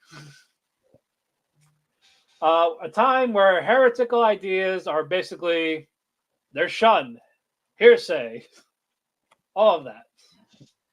It focuses on Raphael, who is about who learn about the stars and all this, and then the father is like, "Hey, you can't do that. This is illegal." Until he meets a man named Hubert, who is an old student of the priest. And also, since the Catholic Church, they fucking torture people if you go against their beliefs, like plucking nails and all this. They'll do all that, and they show that shit. Yes. And fucking Nanami is in this too, as a Nowak, who is a guard or basically a police officer. And he goes to Raphael like, "Hey, what you got there? You that's against our faith, you know." And the fucking Hubert actually sacrificed himself, saying, "That's my stuff." Like he doesn't want him. He wants Raphael to like basically pass on his work, but that's it. Like, nope, this is all me. Punish me. And since this is his first strike, he gets the death penalty. Burnt alive. Damn. Yep. So, and one of the episodes ends with basically after school saying, "Hey, I'm not gonna do theology. I'm gonna be an astrologist." And the priest is like, "Nope, you gotta change your mind right fucking now, because you are my prize you're my prize pupil. Say you're just kidding, right now." So you know what? He's like, "You know what? You're right. You're right. I won't do this again." You know he fucking does this again. He finds Hubert's own work, and in the notes say, "Whoever finds this, burn it. Burn all my work." But since Hubert been doing a very good job of it, he has it all memorized. So he's been writing it all down for his own thing, and he drafts. He burns it.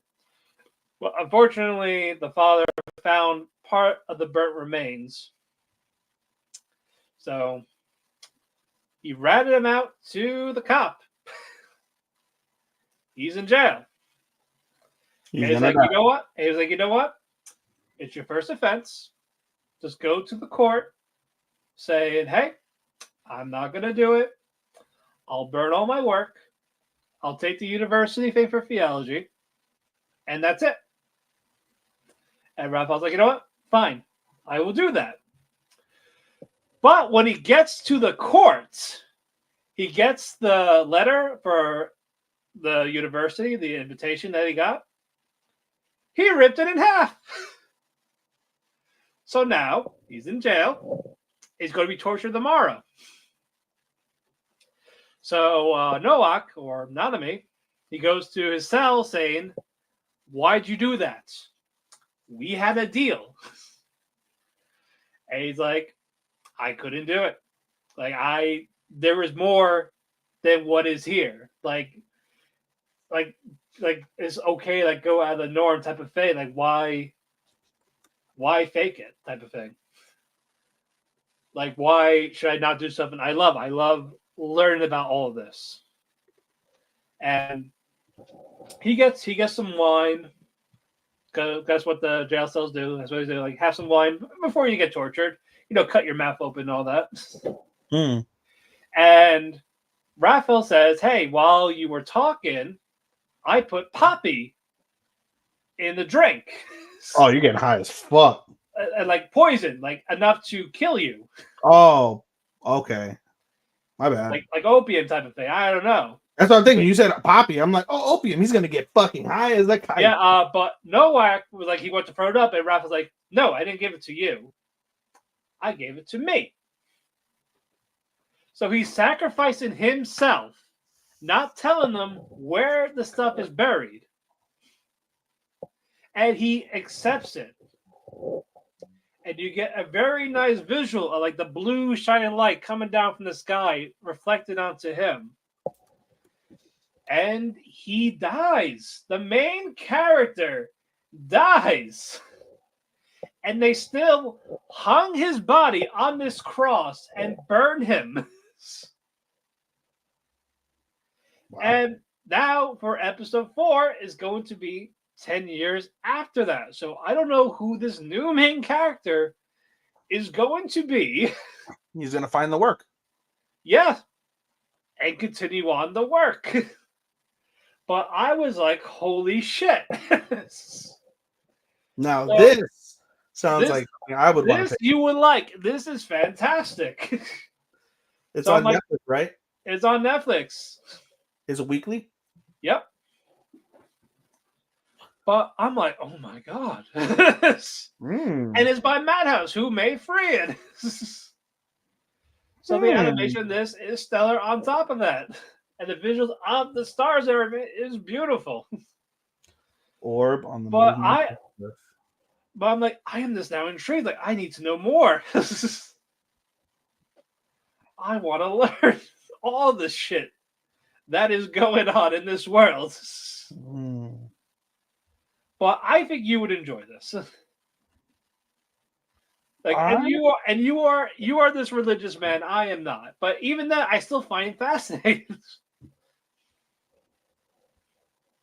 I picked it up. All right, very good. I put it. That's it for me. I picked it on the watch list. All right, I got to catch up to it, but I'll get to it eventually. It's only 3 episodes. Orb. But now let's get to our actual stuff. Let's start with our obvious one, Tower of God. Pick it up where we left off. A decent episode. Decent episode. It's still the test. Bam gets reacquainted with Endursi. I love her. She is pretty cool. She's fucking hot. Oh, you want to grab her by the tail? Oh yeah, 100%. No, not the chameleon girl. The other one. She has. Oh no, she has a horn. That's right. She has a horn. I took the horn. You want to suck on the horn? Oh yeah. I'll lick the tip. You'll lick the tip. I like the tips. But yeah, like flashbacks of how Dorsey was hitting on Bam. Like, hey, I see her being all buddy Rachel. How about me? Like, give me a date. Let's go. Dato? What's a dato? Well, it's where you admire me the whole day. Oh, I guess I could try it. So we don't know. Did they go on the date, or did she get pushed? No, off I think this was like a day or two before the final test where he supposedly got pushed off. Yeah. So yes, and then because she still thinks he's dead. Doesn't know it's Bam yet. Mm-hmm. I'm gonna go kill Gio. Like that's not Gio. That's not him. He's not the psychopath. What are you talking about? Yeah, I thought he was gonna say that's Bam. Huh? Bam's dead. I thought I was gonna do. So I was like, didn't do that. So saved his ass. Yeah. So Bam and this guy. What's this guy's name? What's the fellow's name? Which one? The guy that was with Bam, the nerdy guy. Oh, Traveler. He's just a traveler. Traveler. He's just a traveler. Yep. So Traveler and Bam escape. They do their mission. They go their separate ways. Like, thank you, Bam. Yep. While Dorsey, she's lost. Like, if I guess I'll go back to my team. Well, she's pissed. Oh, she is pissed. She is pissed. She had him. She had him by the balls. Until he got away. Yep. Next time. You gotta be quicker than that. Yep. But so Bam has to run back to his teammates who are now under attack, led by the other Jihad, Anak, who is fighting Rancun. Yeah. So I'm like, oh, okay. All right. Let's see who's gonna go. Who's gonna make it? And a lot of outsmarted. Ran, he can hold off on his own. He's chilling. He's not pressed at all. Exactly. Like he's not feeling the pressure or anything. Nah. It's like it. While Jihad with the tail and all this, yeah, her I'll pull her tail. Why not? It's like her pulling both the tail. She's kind of like she looks underage though. Yeah, you know what? Now you ruined it. Yeah. I'm just trying to save you. I'm trying to save you. Well, Dorsey's still on the table. Yes, you can save her. Okay, I can fix the one girl in ReZero. We'll talk about that later. I can fix it. Oh dear God. I will try. Is that the co-main event? Yes, that'll be the co-main. I figured it was going to be the co-main event. It has to. It fucking has to. Jesus Christ. Okay. Anyway. But on the other half, it was basically Kun and the guy outsmarted the other team. But hey, we'll just give us your bullets and we'll have you go up to whatever the next test is. The ship, yeah. Decent episode. I like the soundtrack. OPED. I love the soundtrack because of the fact it had like EDM sounds. Loved it. The OPED are 1,000 times better than the first core. I love the OP. I was like, oh, these are the ones from season 1. Stray Kids. Where the fuck were they in the first half? They were on vacation. Yeah, they're like, you know what? Let's get the tone. If we have to save it, we'll come save it. I feel like they're synonymous with Tower of God the same way like Lisa is for Demon Slayer. Probably, yeah. Yeah, they kind of have to. How come like series, like long series, they don't like have exclusive? Like they should sign like exclusive deals with like a certain. Well, Hagedam is the one. I think they're gonna keep doing Tokyo Revengers OP. Yeah, like they should sign exclusive deals. But cool. You know what? I get other people need exposure and work, so I understand. Oh, but you know what would be cool though? Also, if you had like a whole album when it's all like when the series is completely done, you have like a mini EP of like all the OP and EDs that they do. Right. And that would sell. And that would sell. Mhm. You have a mini concert, like an hour concert on the series, and you can like talk about little things like in between the songs. You have like a 2 minute blip. Like we came up with this song when we were shit faced, one day, and we thought like the theme of being shit faced like really fit the theme of this character thing that happened that we know happened in the series and whatever. I think that would be like a good like little piece. But anyway, Yeah, I agree. Moving on. One of our other two cores, Trillion Game. Yes, Another one animated by Madhouse. I like this. No, I decided to keep it. I was like, what? I'll keep it after the last episode. Yeah, you're like, oh, it's a potential drop. I'm like, dude, like it just I don't know how much to drop, it just seemed like it's just okay. Like if it was a 12 episode thing, I would have kept it. But like I don't know, if like can I keep it? Like is it worth staying 2 cores? But I was like, all right, let's see how it goes. Well, we have if we have the 3 episode rule for 12s, we have the 6 episode rules for 24. Right. So you can decide after 6 episodes. But so far, I like it. Now, it is interesting. This focuses on Haru and Manabu. Mm-hmm. First, they were high school kids until they grow up because they're adults in this. No, I think they were middle school kids.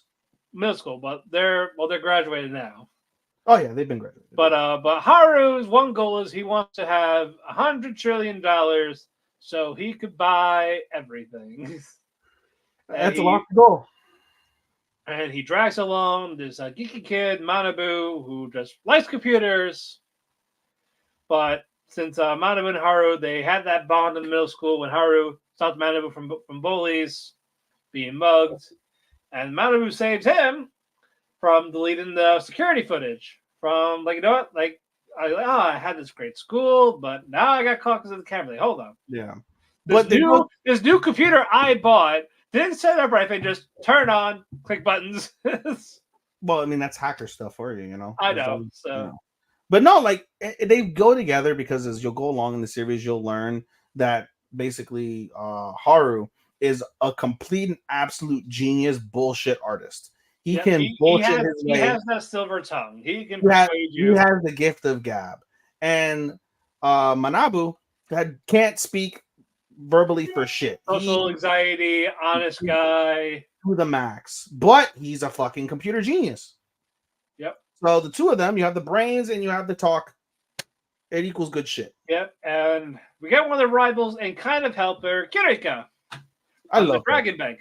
She's smoking. Holy shit. She is fucking fire, bro. I was like, mommy. Early day 2 of the season contender. Oh yeah. Early.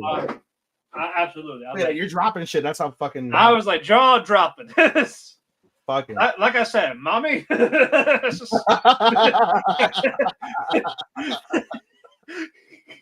Giving Rhea a run for her money, huh? Oh yeah, exactly. Oh good God. Yeah, but she knows, like she can see for all this, like what they're about. It's like, you know what?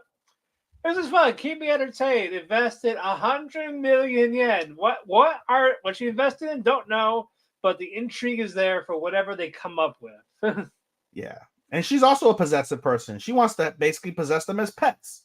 Yeah, and fucking Haru spoke in that language, saying, "How about I do that to you?" I thought he bullshitted until they revealed what he said. And I was like, no, he got her wet. He actually learned. Okay. He got her wet there. Yeah, because she mixed Cantonese and French in there to fuck with him, and he played it. Dude, she got wet there. She had to. Oh, I'm sure. That's why I was like, you know what? I like this guy. But of course, we know they eventually get that money because they go, "Oh, this is how we got here," type of thing. In the beginning, they're rich already. The beginning of episode 2, they're already multi-billionaires. Yeah. After less than a year? I guess, yeah. And right now, they're in the middle of the hackers tournament. Manabu, he's a decent hacker, but not as good as the main people. Well, because the main people have tens of people. Yeah. Right? They have at least groups of 4. And he's very slow. And then fucking Haru, he found a backup. Oh yeah, they're not gonna know. Who cares? Who knows? They don't need to know how many people are on our team. There's no rule against the amount of people on your team. Yeah. And he literally grabs 100 people. Yeah, and these are the people that he partied with after getting that investment. So he was networking. Who the fuck are these guys? And how they get the money, and you find out, Haru sacrifice his prized possession watch. Yeah, it was basically like I was like, oh. I think it was the brand was IC, and I don't know, like I have a feeling that was like a play on AP, which is Audemars Piguet, which those are expensive. Those are $100,000 watches. I don't know how the fuck you managed to save up money to get $100,000 watch, but What was that? Yeah, he said he's been saving it for 10 years, doing like side jobs and stuff like that. you could save. Well, I guess you could save 100, but I don't know. That's bro. An Well, Audemars it depends. Piguet. He could have been doing construction work. Yeah, he can make good money in that. Depending on the contracts. It's like, bro, an Audemars Piguet is $100,000 watch. I don't know. But we'll see though. But now if they win, they can buy it back, or Oh, well, he's got enough money to fucking buy like the entire company of Rolex. Yeah. At this stage. Shit. No, I like that. Like, you know what? That's actually nice. Like, why? Because I believe in you. Like, you'll win. And it brought Manabu to tears, which I thought was very wholesome. That's why I liked it, because you're like, people like this, they always turn on each other. No, he believed in that much that he got rid of the thing. It was so corny when he's like, the power of friendship. And fucking Kiriko was like, get the fuck out of here with that power of friendship bullshit. Yep, pretty Son much. of a bitch. Look at this. The power of friendship. Yeah. Hold on. I'm just gonna see how many we have. 1, 2, 3, 4, 5, 6, 8. Total or left? Left. 1, 2, 3, 4, 5, 6, 7, 8, 9, 10. I'm counting 7 we have left. Are you watching Dandadan? Yeah. Yeah, Dandadan, ReZero, Bleach. Oh, I didn't put Dandadan on my list. Oh no, I'm not watching Dandadan. Oh no, I'm not. No, I'm not watching Dandadan. Oh, okay. Let me do it real quick because this is amazing. Yeah. You should definitely watch this. Isn't it more horror based? No. It's a comedy, action, supernatural, yeah. The supernatural part is like the creepy part, right? Yeah, because basically it follows Momo and Ken. Momo believes in ghosts while Ken believes in aliens. They both don't believe in it. Like I don't believe in ghosts. Oh, I don't believe in this. Like, well, I'll prove it to you. If I can find this, you're my errand boy. Well, same thing. Fuck you. Yeah. And they go to these certain spots, and yeah, lo and behold, both ghosts and aliens are real. And the ghost that took over Ken got rid of his dick. This old lady ghost possesses him, and he gets these power strengths, and his dick is gone. Let me gobble your wiener. Now I'm definitely not picking it up. Oh, come on. Dickless man. Oh, that's so intriguing. No, it's again the comedy of it, the music of it, the action of it. If he has no penis and balls. And then with fucking Momo, she almost got fucking violated by these fucking aliens. But you find out that's right. That's what I want to see too. I want to see tentacle fucking. Yeah, I hate tentacle fucking. But she has psychic powers, while Ken has the powers from being possessed by his old lady spirits. They gotta use their powers together to fight off these ghosts, fight off the aliens. And of course, the OP is made by fucking Creepy Nuts. I love it. Both dub and sub, same time on Hulu, Crunchyroll, Netflix. Definitely watch it. You should. I know you won't now because you can't watch a guy with no dick. And I don't want to see a girl being violated by aliens. Yeah, but it's more than that. But if that's what you're focusing on, then there's no helping you. Not a good start to make me want to watch it. Just saying. I've got plenty of room to add stuff, so we'll see. It's a 12 episode. But all right, we'll see though. All right, now moving on. Let's go with Kenshin. Decent episodes. Yeah, decent. Biggest thing picking up where he left off. Kenshin has to go to Kyoto to fight Makoto. Mm-hmm. He didn't get there yet because he's walking there. He's walking to Kyoto. Yep, the whole way. That's gonna take a long fucking time. Weeks. The first episode mostly focused on Sanosuke get his ass kicked by Hajime because Sanosuke and Yahiko want to go. Yep, and nope, you guys are gonna hold him back. He's not healed from his previous battle. Yep, but he's got that fighting spirit, and then Hajime just fucking leaves him to bleed out while he fucking broke his arms. Because fuck all that. Eat your heart out, Tomohiro Ishii. Yeah, exactly. Kara was sulking until Poison Girl says, "Hey, go get him. Give him this letter." Mm-hmm. So they're all making their way to Kenshin, but they don't meet him yet. Nope. And of course, we meet a new bandit girl, Misao, the Weasel girl, who's like looting, trying to loot Kenshin. She's kind of hot. Yeah, she is. Gets her ass kicked by Kenshin. It's like, like you stole my money, like you broke my weapon. No, like, give me a sword. A cloak. Yeah, like, you broke the cloak. Yeah, give me a sword. I'll sell it. Like, I'm gonna steal. No, I'm gonna get the money back. Like, why are you doing that? That's mine. Yeah. No, it's not. And of course, as they of give the money back, they everyone's waiting for it. Like, nope, it's not me. It's her. I'm out of this. Slash but I'm Kenshin. Slice, slice, slice, slice, slice. Yep. Destroys the whole bridge. Sayonara. And then she talked about how she's here because she's trying to find Ayoshi, who had that group of the 5 people. Yep. And then Kenshin's like, oh. And we see him also. Yes, and he wants to be recruited he was going to be recruited by Makoto, but of course he fucking turns that down. And kills his fucking people. Yep, and Makoto we find out he's been watching from afar, well, also getting laid by this one person. I don't think he was getting laid. He was No, that's his main squeeze. The laying happened before or after. But no, he brought the person there the fuck. And he's creepy as fuck too. I think he's got like syphilis. Gotta be. He's all bandaged up. He's all like. Well, he's burnt alive, basically. Yes. It's either fire or syphilis. It's fire. Okay. But he's like, yeah, you know what? He'll join us. Just watch. Wait. This is also a remake from the previous iteration. Yes. Okay. Yeah, this is where when this arc ends, that was where the original anime stops. When this arc ends. Okay. Yeah, so I don't know if they'll continue after, or you would hope. I hope. Yeah, they're gonna cover the whole thing. Yeah, we'll see. I'm enjoying it. No, so far so good. When we get to the actual fights, then we're gonna be cooking. Fire. Yes. Now, Forbidden Deduction Season 2. This started off hot. This is like finally more serious. Very much so. Yeah, the main antagonist, House of M, or the Moriarty family, and they're already, mostly Winter, is already giving Ron a challenge. He's giving him hell. Yeah, torturing him. Mentally. And murdering people in public, in broad daylight, giving them clues in front of him with the dead bodies. Crazy. It is very crazy, like trying to protect these hackers, and it got to the point where one of the Moriartys, I think, Winter, knew that one of the hackers would go to the cops, like they're protected. Like, hey, you went to the cops. The deal's off.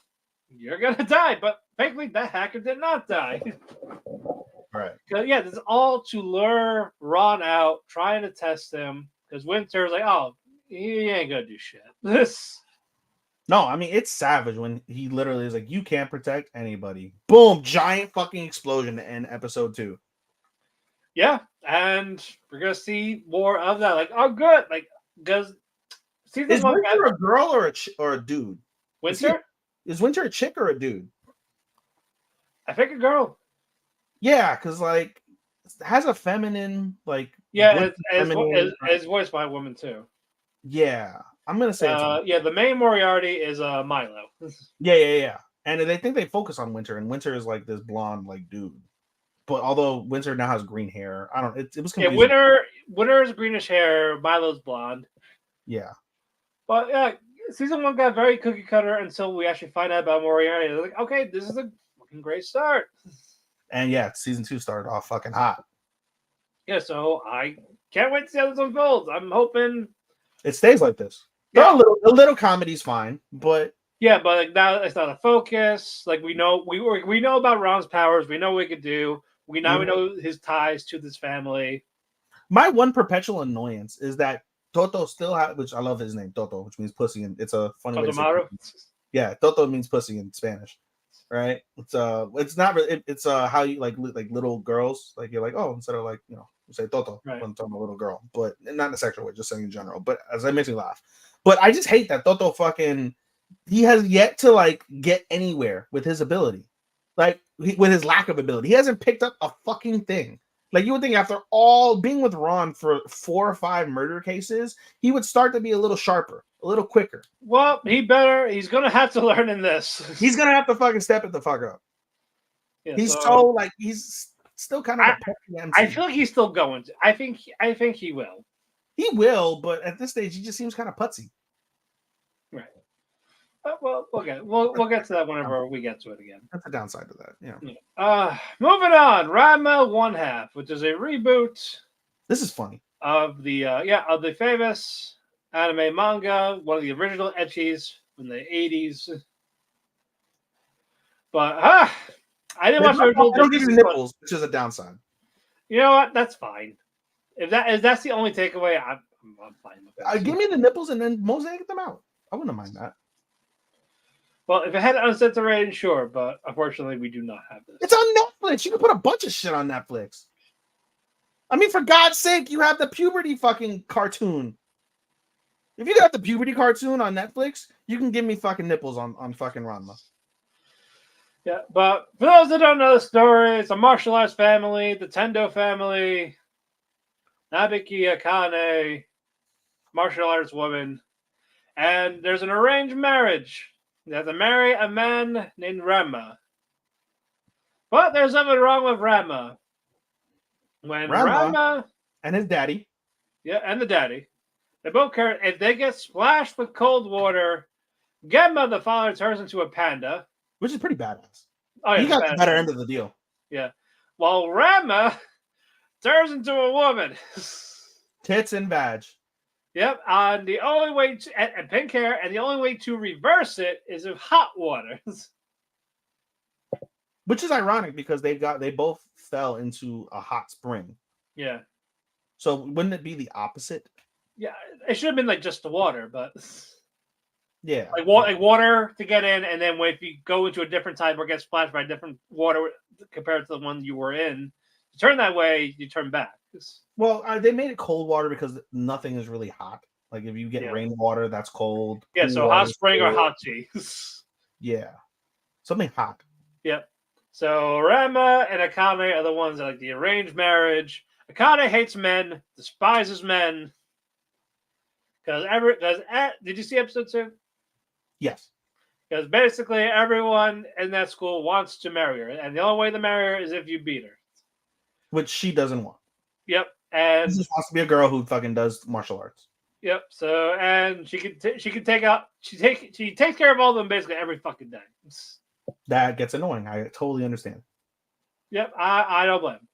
And the fucking one rival that was actually decent. Yeah, Ranma beats the shit out of this guy pretty easily. But he falls for the female version of Ranma while hates the male side of Ranma. How did that work? Dare you think about how that would work? I tell you what, that's an awesome 3-way. Yeah, just splash cold water, and when you're done, splash hot water. We're done. Let's go. Go back to your wife. I'll see you when you become a woman again. Oh, it's so gross when you think about it. Yeah, but no, I am enjoying this. I think I have a lot of fun with this. I laughed at several points. This is fun. This is cute. Yeah. And the martial arts, by the way, is pretty badass. Right. I know it is. That's part of why we're there. It's the fucking kung fu. Mm-hmm. Oh yeah. Then I guess we got 4 more. Moving on. Bleach. Fucking awesome. Yeah. It started off hot. Squad Zero turned into jobbers very quick. Yeah, they got fucking jobbed the fuck out. Like after that badass moment in the finale, it's just they ain't gonna work for me, brother. Complete 180. They're dead, not dead. They're defeated. So, it was kind of confusing because the 3 of them committed suicide. It was what 5 to help out that to give that one person the power. It had to be the mech woman, right? Yeah, and then she got shot with the arrow. I wish it was the hot fat girl. Yo, like, or yo, the fucking rap guy. like I like their powers. Like they could all team up and all this, but no, that did not happen. No, Did not work. it felt kind of like a cop out. It did no, that annoyed me. Like, oh come It on, felt, for fuck's sake. it felt like a little like a cop out. But Yukabak, Yeah, you gotta get the turns phlegm in out- there. turns out he's fucking fine after all that, losing his name, losing his color, everything about him. He's From, OP. He is from- everything Aizen Ichiban. dreams about. He is everything Aizen creamed about. and I'm like, oh my god, and he fucking dismembers Ichibei after being in his inner domain type of thing, head, arms, legs. Yeah, no. And now Yokoba's gonna do his thing of killing the Soul King. Ichigo's team sees the dismembered Squad Zero guys. Like, just say my name and I appear. Say his name and he appears. no. Says it, but he's not at full power yet. But he knows he cannot win anymore. So he tells Ichigo, "Hey, stop him from killing the Soul King." And of course, he fucking stabs the Soul King. While they were making their way there. And round 2 of Yukabak and Ichigo, and Yukabak says, I know everything you are going to do. I have predicted the future for you. And your Quincy Valley. You are done. You are beneath me. And of course, while that's going on, the new Soul Reaper cat, what's his name? Jiro. Yeah, we know where he's going. Aizen's prison. Yep. Because desperate times call for desperate measures. That's gonna be nuts. Yeah, even though we got one more part after this. Really? It's 4 parts, yeah. It's all confirmed. It's a 4 core thing. It's fucking wild. By the way, I bought 5 new pops. One of them is Wolfwood. Yeah. And I bought 4 bleach pops. I bought Kenpachi, who by the way is being healed by Urahara.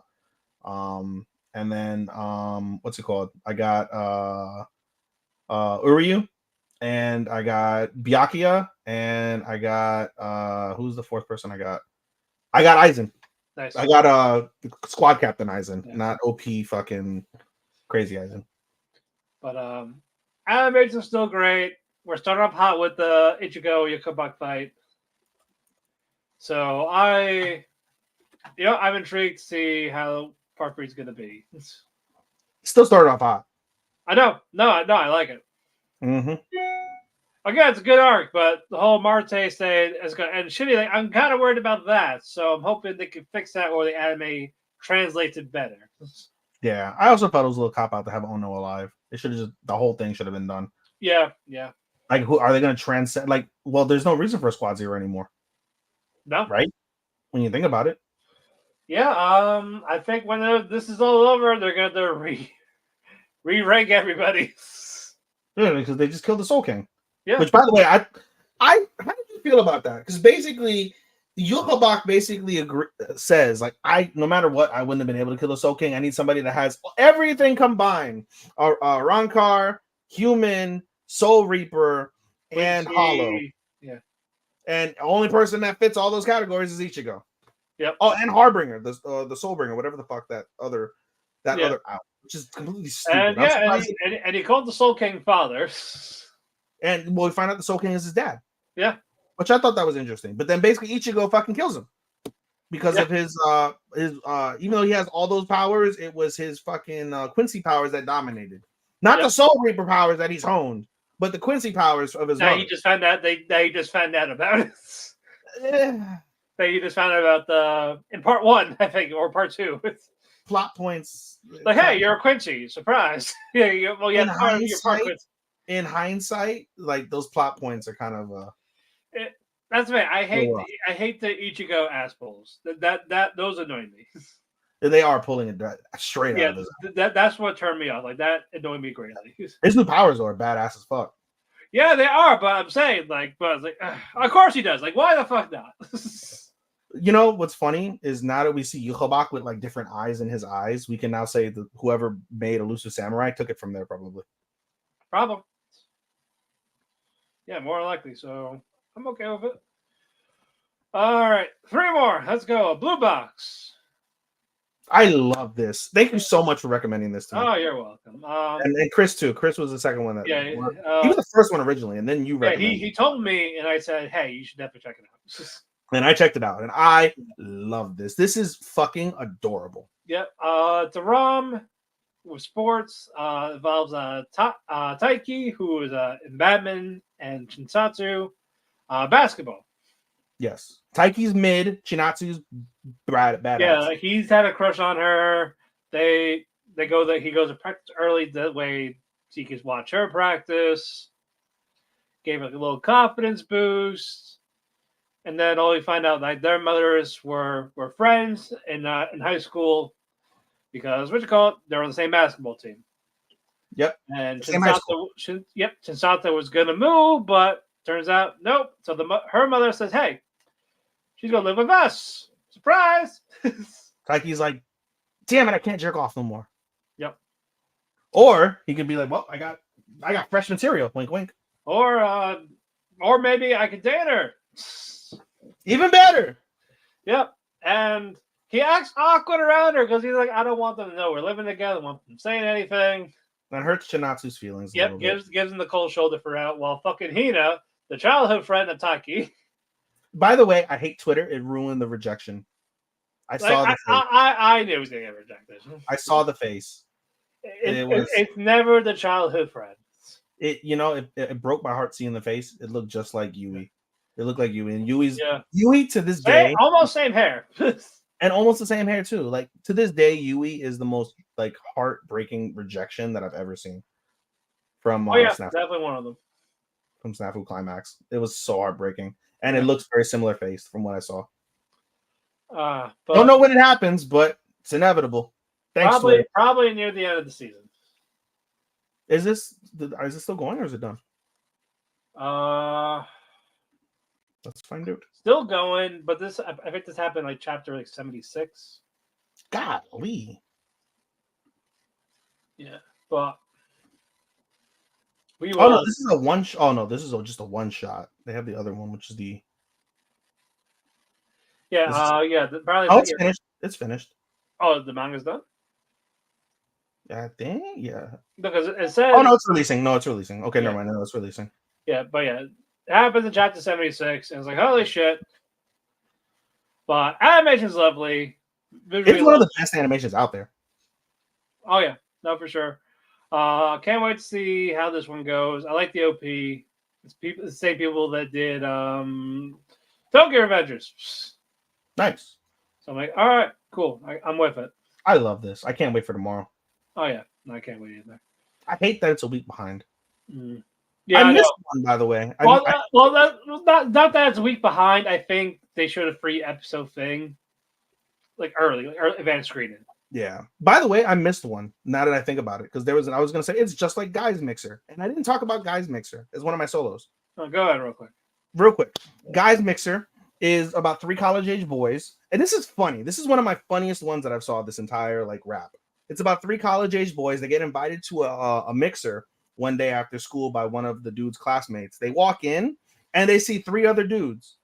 And they're like, what the fuck? Did we get set up? Like, what the fuck kind of bullshit is this? Come to find out, they're 3 girls, are all friends. They work at a drag bar. And so working at a drag bar, they dress in drag.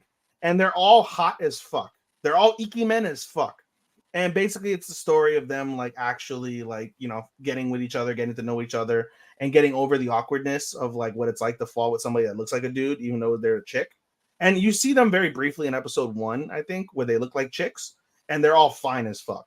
They're all super gorgeous. And they're like, okay, they have that mental image, oh, these are what the girls look like on a normal time. But the girls actually enjoy dressing in drag. So the series is going to be them basically mostly in drag. And in particular, it focuses on one couple. It focuses on all the couples, but the main couple that they're focusing on is a chick named Suo and this dude named Fuji. I think his name is, his name is Tokiwa. Tokiwa. Okay. So yeah, so it focuses on them two. Suo is really like chill. She's the best of the group. Fuji is into fucking like a lot of dojin shit. Like she's definitely into a lot of like gay like yaoi stuff, and tries to do like stuff with like bondage and male like things. It's kind of funny. And then the third girl, Kohaku, she is really shy and like really bashful and stuff.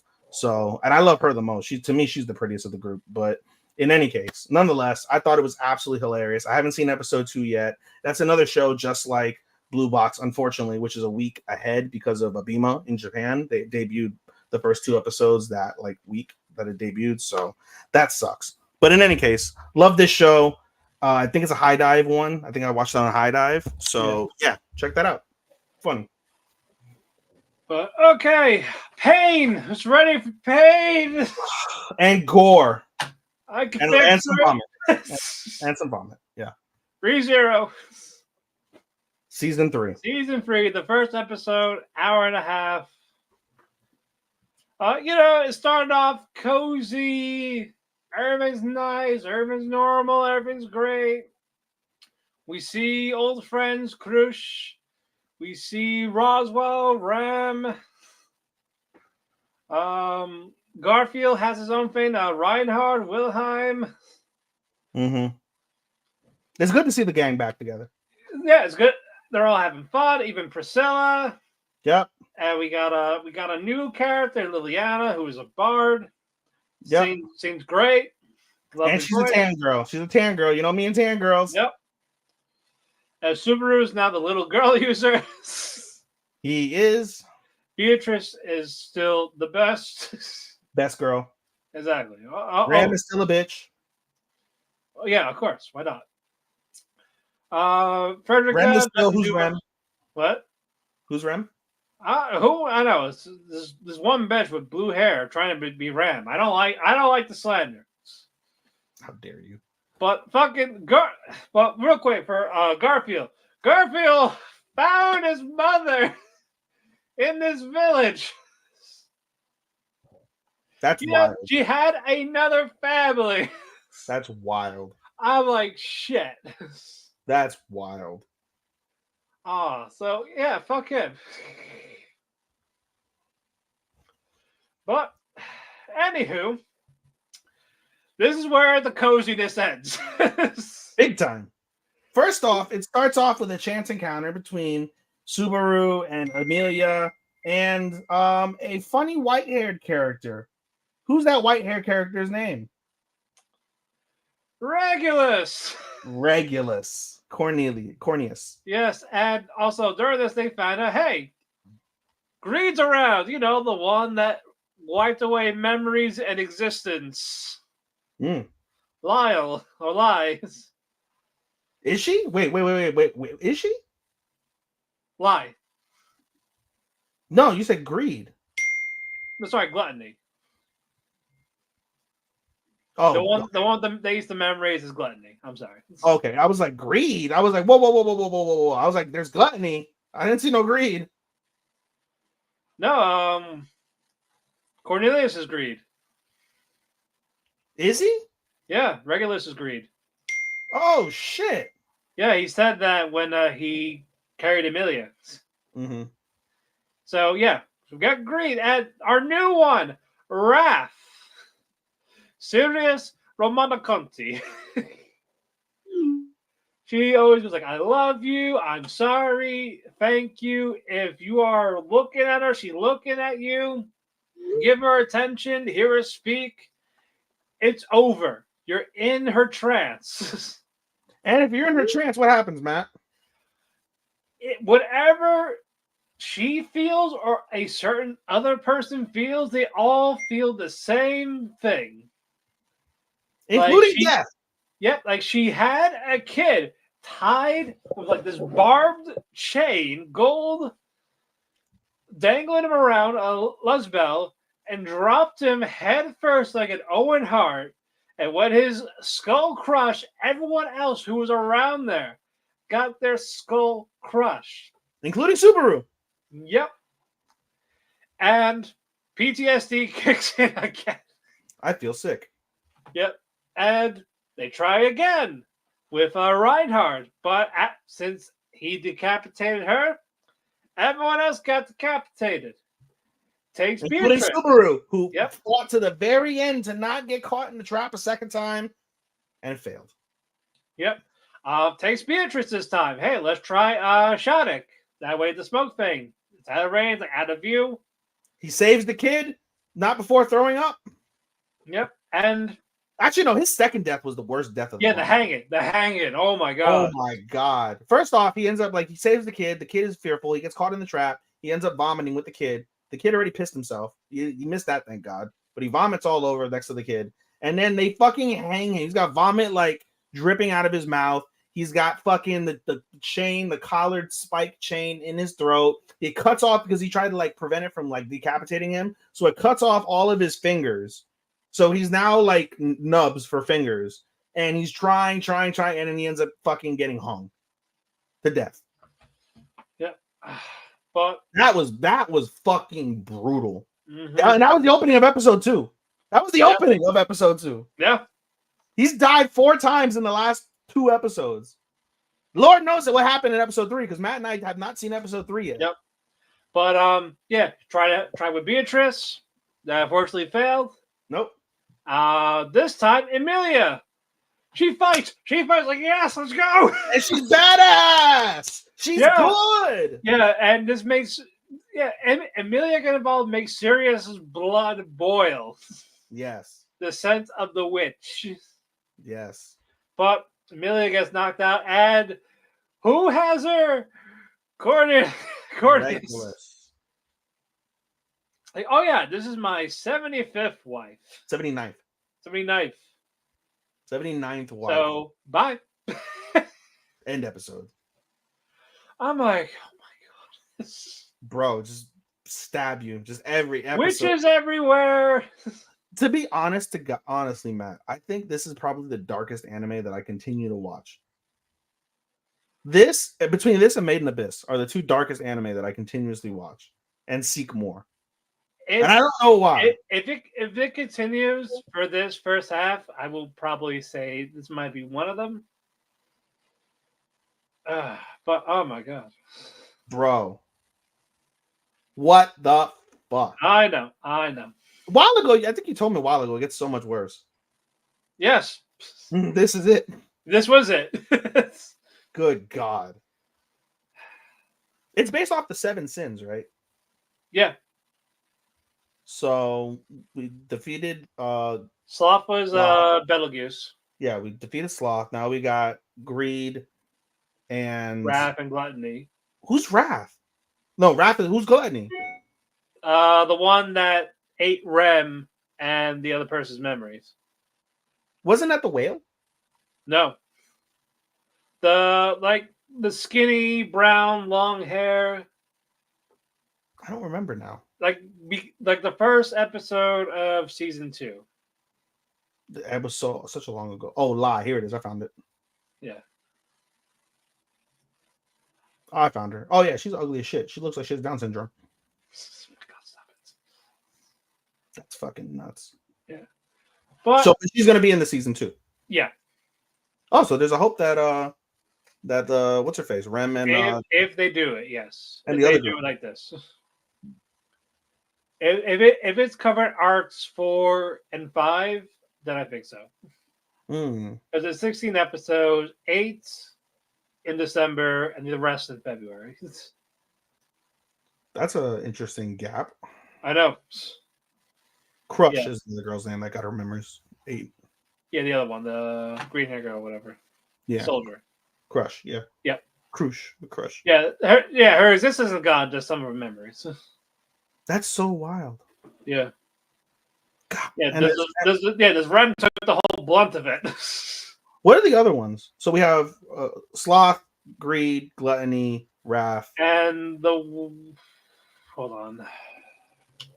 That's 4. We're gonna look at them right now. Who is what?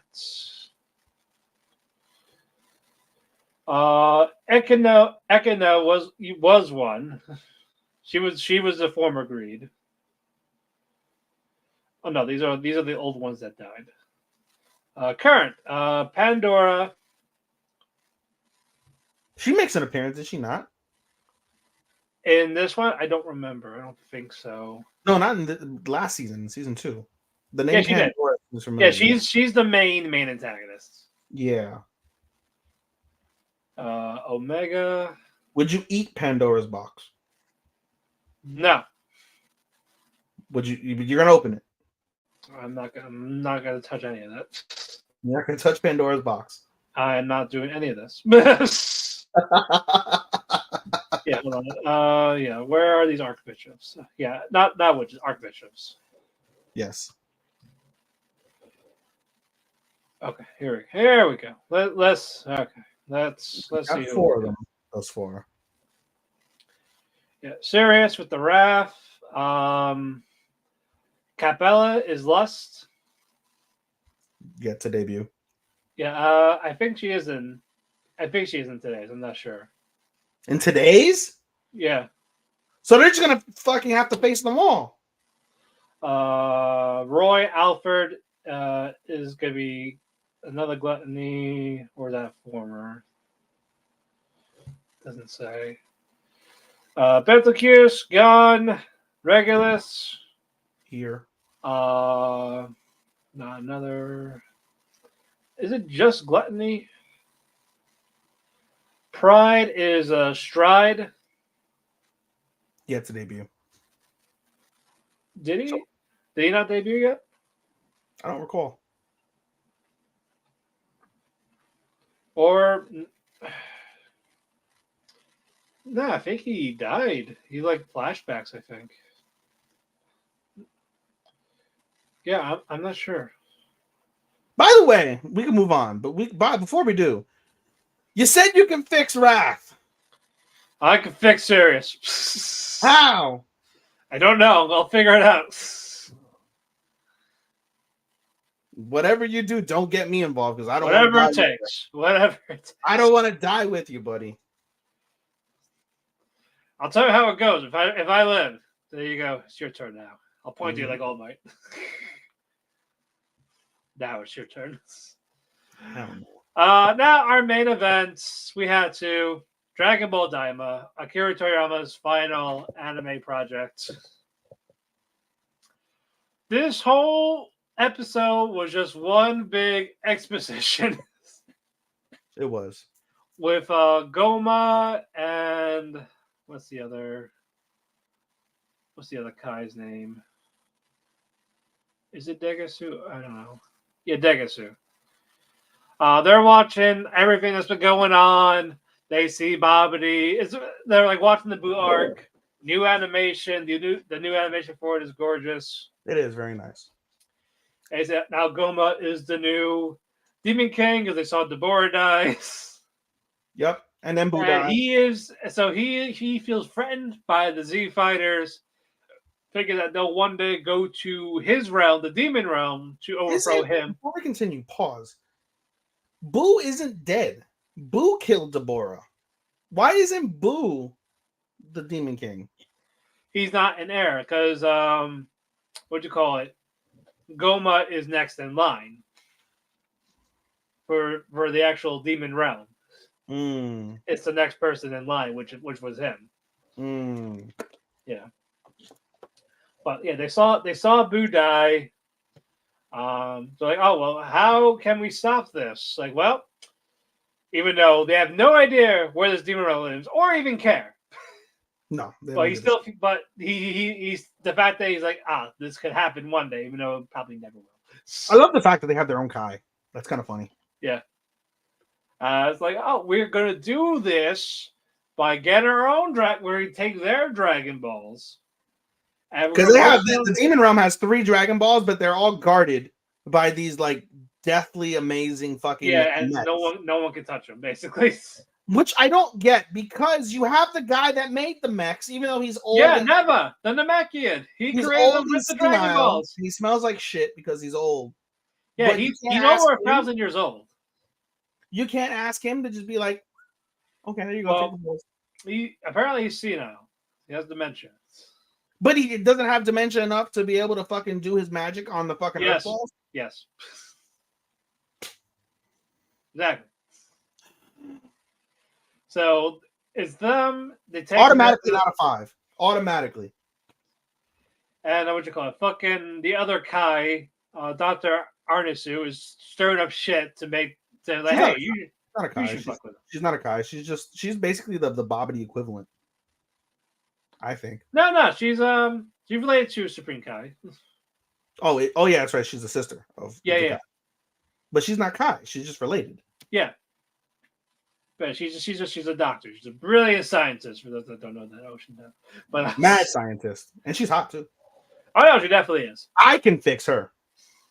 Probably can because she's the one. She's the one that's stirring all this shit. I can fix her. Not serious.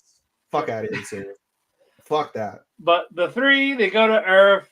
They go to Dende. Like, hey, where's the balls? Like, oh, they're separated. Hey, Neva, do your thing. Gets all the stone Dragon Balls together. And it's like, well, there's stone. You can't do anything about that. Restores the power of the... You don't know the password. After we watched your video. So, all right, Shenron, grant my wish. But I was like, we mean 3. They got 2. It's 2. That Shenron's 2. Paranga is 3 wishes. Like, what the fuck? No. They get 3 wishes. I thought it was always 2. No, it was 3. They specifically said they get 3 wishes. I say that's why I was confused. I've always thought original Shenron was 2, Paranga was 3. Because there's no reason why they get 2, because they can do multi-res. So just using a wish for resurrecting someone, they can do it for multiple. Yeah.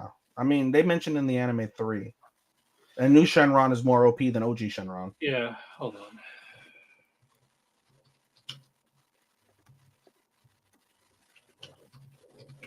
How many can he do?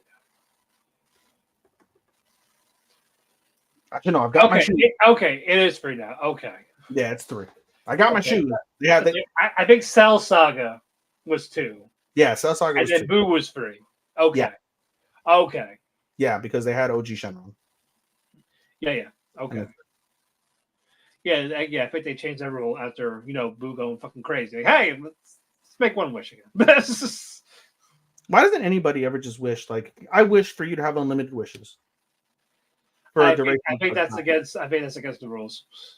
You would think, but because Shenron can do wish denial. He can deny certain wishes. Oh yeah, that's true.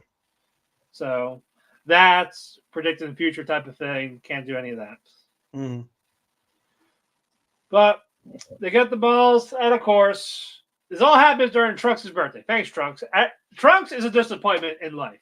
Anything that happens, something goes wrong, like Z fighters turn into kids, or people die in a certain timeline. Yep.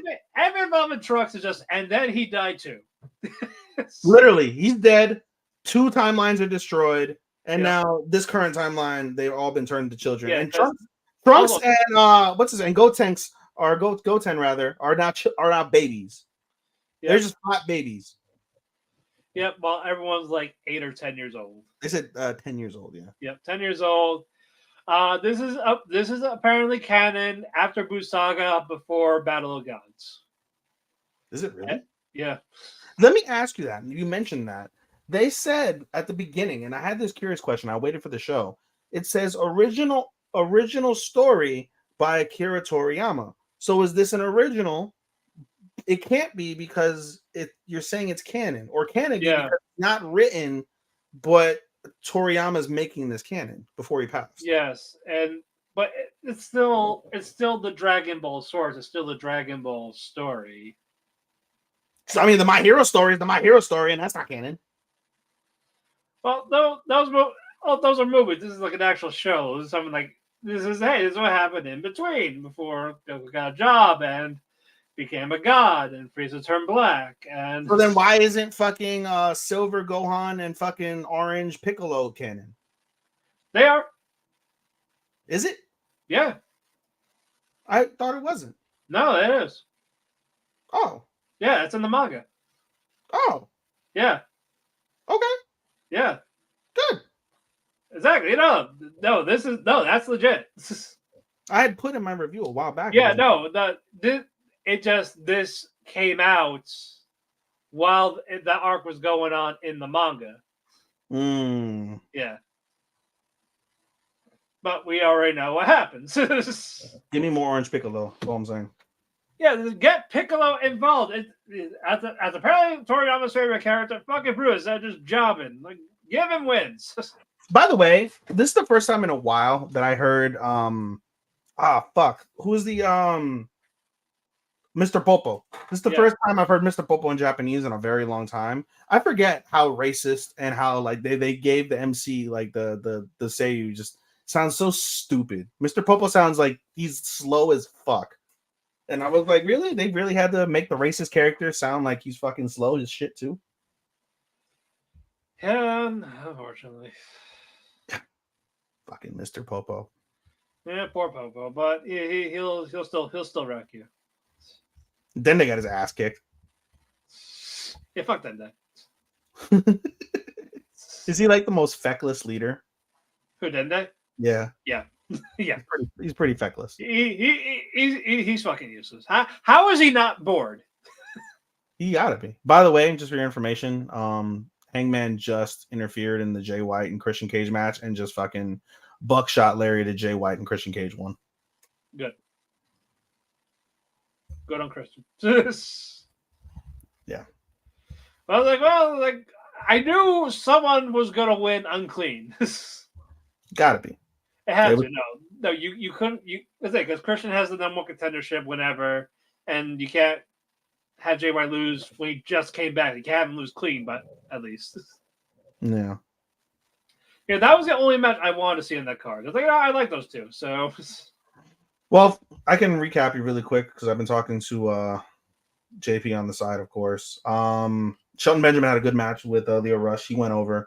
They're teasing Danny Garcia and Private Party winning the belts off of the Elite. Apparently, wasn't the Bucks apparently going babyface? I couldn't hear anything because it was on mute the whole time. And Moxley and Co. kicked the entire shit out of like 10 jobbers continuously. Oh, Dark Order? Dark Order. Yep. Dark Order. Conglomeration. Top Flight and the Conglomeration. The Good. four of them, including Marina Shafir, beat the absolute dog shit. I guess they didn't know her. Like 10 people. They didn't know her.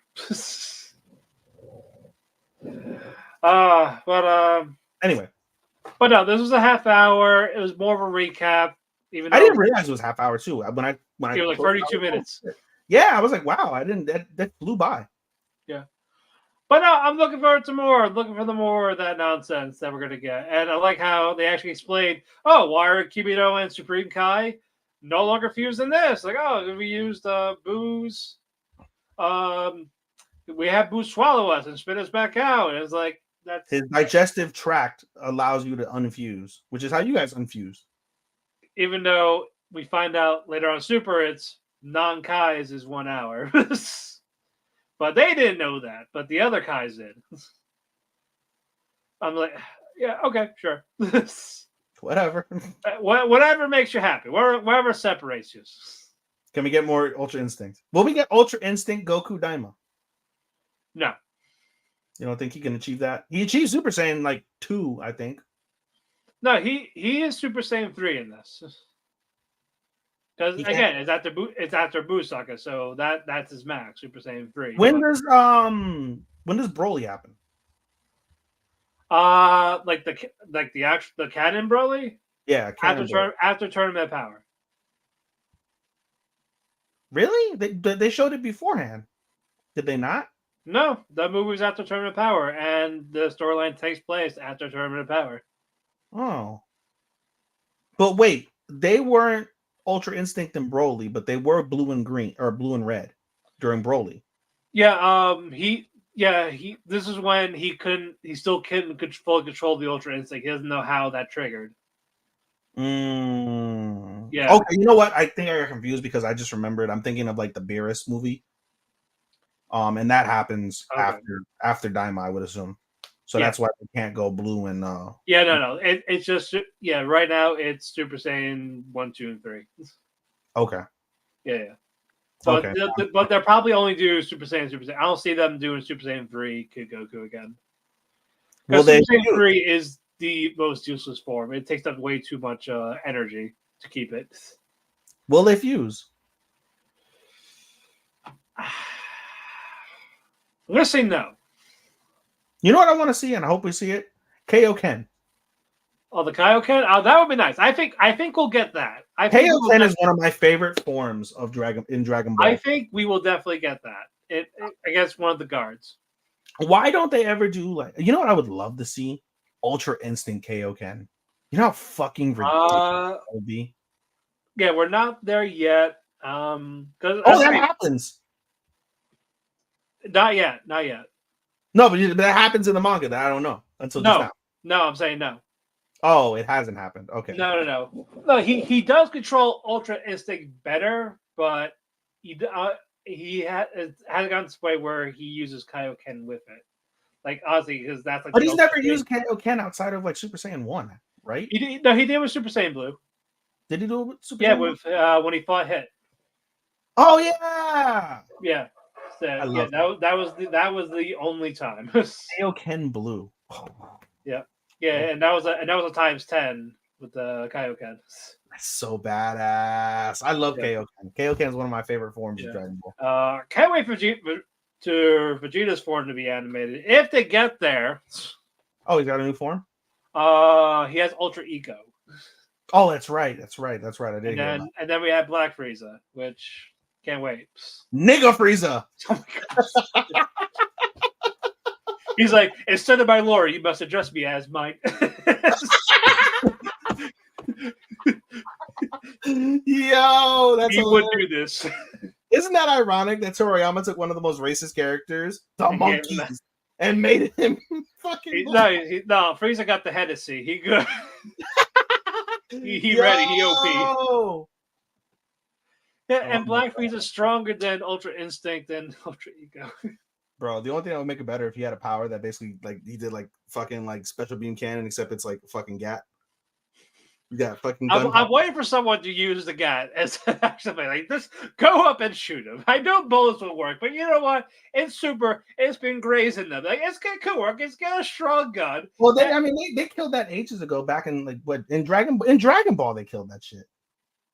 Yes, but I still have the hope because hell, they had a special bullet for Goku Black that could have killed him, but they were just a few centimeters short and it made Black go, what the fuck? I could have died.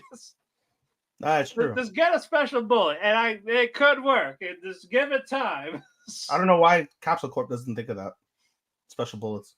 Batman did that. Got everyone's weaknesses just in case something turned. Yep. I'm surprised Marvel didn't do that. Yeah. Somebody. Too busy getting fucked up. Mr. Satan. Let's give it to Mr. Satan. Mr. Satan could use it. You're right. No. By the way, are we gonna get? You gotta think we're gonna get Pam, and Pam's not in Daima. Pam's not. Oh, because she's not born yet. Yeah. Oh, but Pam and Gohan are an item. Videl and Gohan. Yeah. What's her face? Oh yeah, they're together. Yeah, they're together. But they did Gohan. Gohan does get turned into a child because he was part. They wished that it was part of the Buu saga, but he wasn't with them at the time because he was studying for the. Technically Videl would too because they were there when she was there when Super Buu fucking massacred all of them. But she didn't literally, I don't think, attack Buu much at all. It makes sense if she does get turned into a kid. I think this is more whoever was involved because I think Chi-Chi did. 18 is. There's a few. I don't know if they're going to show Gohan.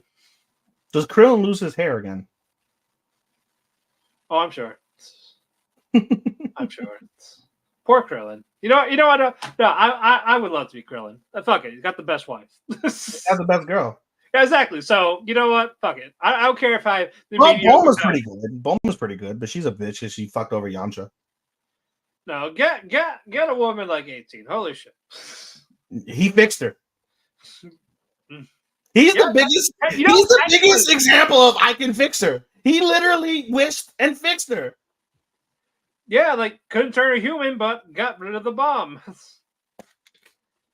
Oh man, Oh, where's 17? He wasn't involved with Boo. It's true. That's So true. he can rap because 17 is fucking strong as hell apparently. He is OP as fuck, as we Yeah, learned. that's what you get for being a forest ranger.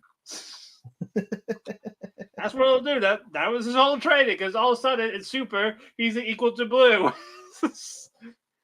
Even though he couldn't beat Piccolo in Cell Saga. Can't beat Piccolo, bro. They need that rematch. Piccolo's the shit, bro. Oh, hell, I still wish Hercule or Mr. Sane wasn't a tournament of power. I like that way he can say he won that as well. No. No, You know what? that would have been. You know what I'd love to see, which we will never will? More Ginyu Force. I love Ginyu Force, but Ginyu I know Force we will never get. They are the best. I don't care. If I can find, because I can't find all of the Ginyu Force pops. If I can get a whole set of Ginyu Force pops, that would be fucking cool. Yeah, like they're underrated, except for Goldo. Fuck Goldo. No, yeah, he's stupid. Everyone else though, yes, love him. Chase and Bird are my favorites. Yeah, Jason Birder, the Rikuma's a badass, and this Ginyu's is fun. Chase, get him, better. Yes, I love it. Ginyu had a little bit in Super. The dub they gave them Australian accents. That was fucking awesome. Jace, Jace, better. Yeah. I love it. But closing thoughts before we give our top 5 impressions. We wasted 10 more minutes than we need to, just on great conversation. Exactly. But it's Dragon Ball. It's Dragon Ball, yeah, so it's fucking great. But no, closing thoughts. No, it's good opening so far. I don't have much. Like I said, when it's all said and done, I didn't realize the amount of double cores we're getting. That eliminates so much. I know a lot of these were double cores. Holy shit. Yeah, I'm really not gonna have much. Thank you for putting me on Orb. I will watch Orb at some point and try and catch up. Yes. So that'll be that's one pickup already along with Blue Box. So thanks for that. No, but I mean, to me so far, I think I'm pretty confident in like what my 5 are, and everything else is just what are your 5? Step below. In no order: ReZero, Bleach, Blue Box, Guys Mixer, and because I haven't seen Orb yet, I'm gonna say Trillion Game. Okay. Dandadan, ReZero, Blue Box, Orb, and I'm gonna do this for potentials. I'm gonna go with Rema. Not giving it the Bleach. It's in there. They're both in there. Okay, you got a 5 and a 5A. Okay. Yeah. Ranma, like we've seen Bleach. We know what Bleach is about. Yeah. With Ranma added to the original, so I'm entertained with what they're gonna do. Yeah, I mean, if I'm gonna add a 5A, I'll put Guys Mixer in there, and I've only seen one episode, so. But with that, the cafe is closed. You can follow me on Twitter at DamienPhoenix12. Follow him at AnimeDynasty24. Showstopper24. My Instagram, House Up and Cosplay. Follow Otalku Cafe on Twitter at Otalku Cafe Anime. Instagram, Otalku Cafe, along with the Facebook page. We have Linktree because wherever you listen to your favorite podcasts, just type it in the Google search bar. We're like the first page or so. We're on various sites. If you want a video replay, go to YouTube, type in Otalku Cafe. We'll be on W2M Network and Dershi Radio's YouTube channels, along with the Twitch, the Amidatsky Twitch, and the W2M Network Twitch. We want to thank Chairshot, Dershi Radio, and W2M Network for letting us air on their platforms. Follow them at Chairshot Media, at W2M.net, and at Dershi Radio. We want to thank Sean, who is our editor. We don't know what type of show is going to happen next week because I will not be here, but I'll be here in 2 weeks. Until then, oyasumi and good night. Sayonara, minasan. Goodbye, Sekai.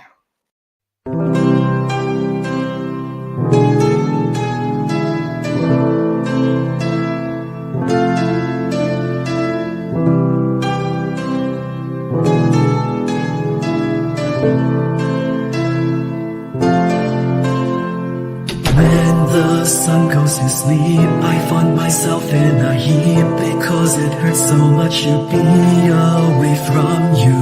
It makes my day when I get a text from you, but still I say goodbye again. Let's hope this isn't the last time that I see your face, but hey, it's fine. I know everybody needs a little space. There's no one to blame. Goodbye again. Let's hope this isn't the last time that I hear your voice, but it's your choice. I can't keep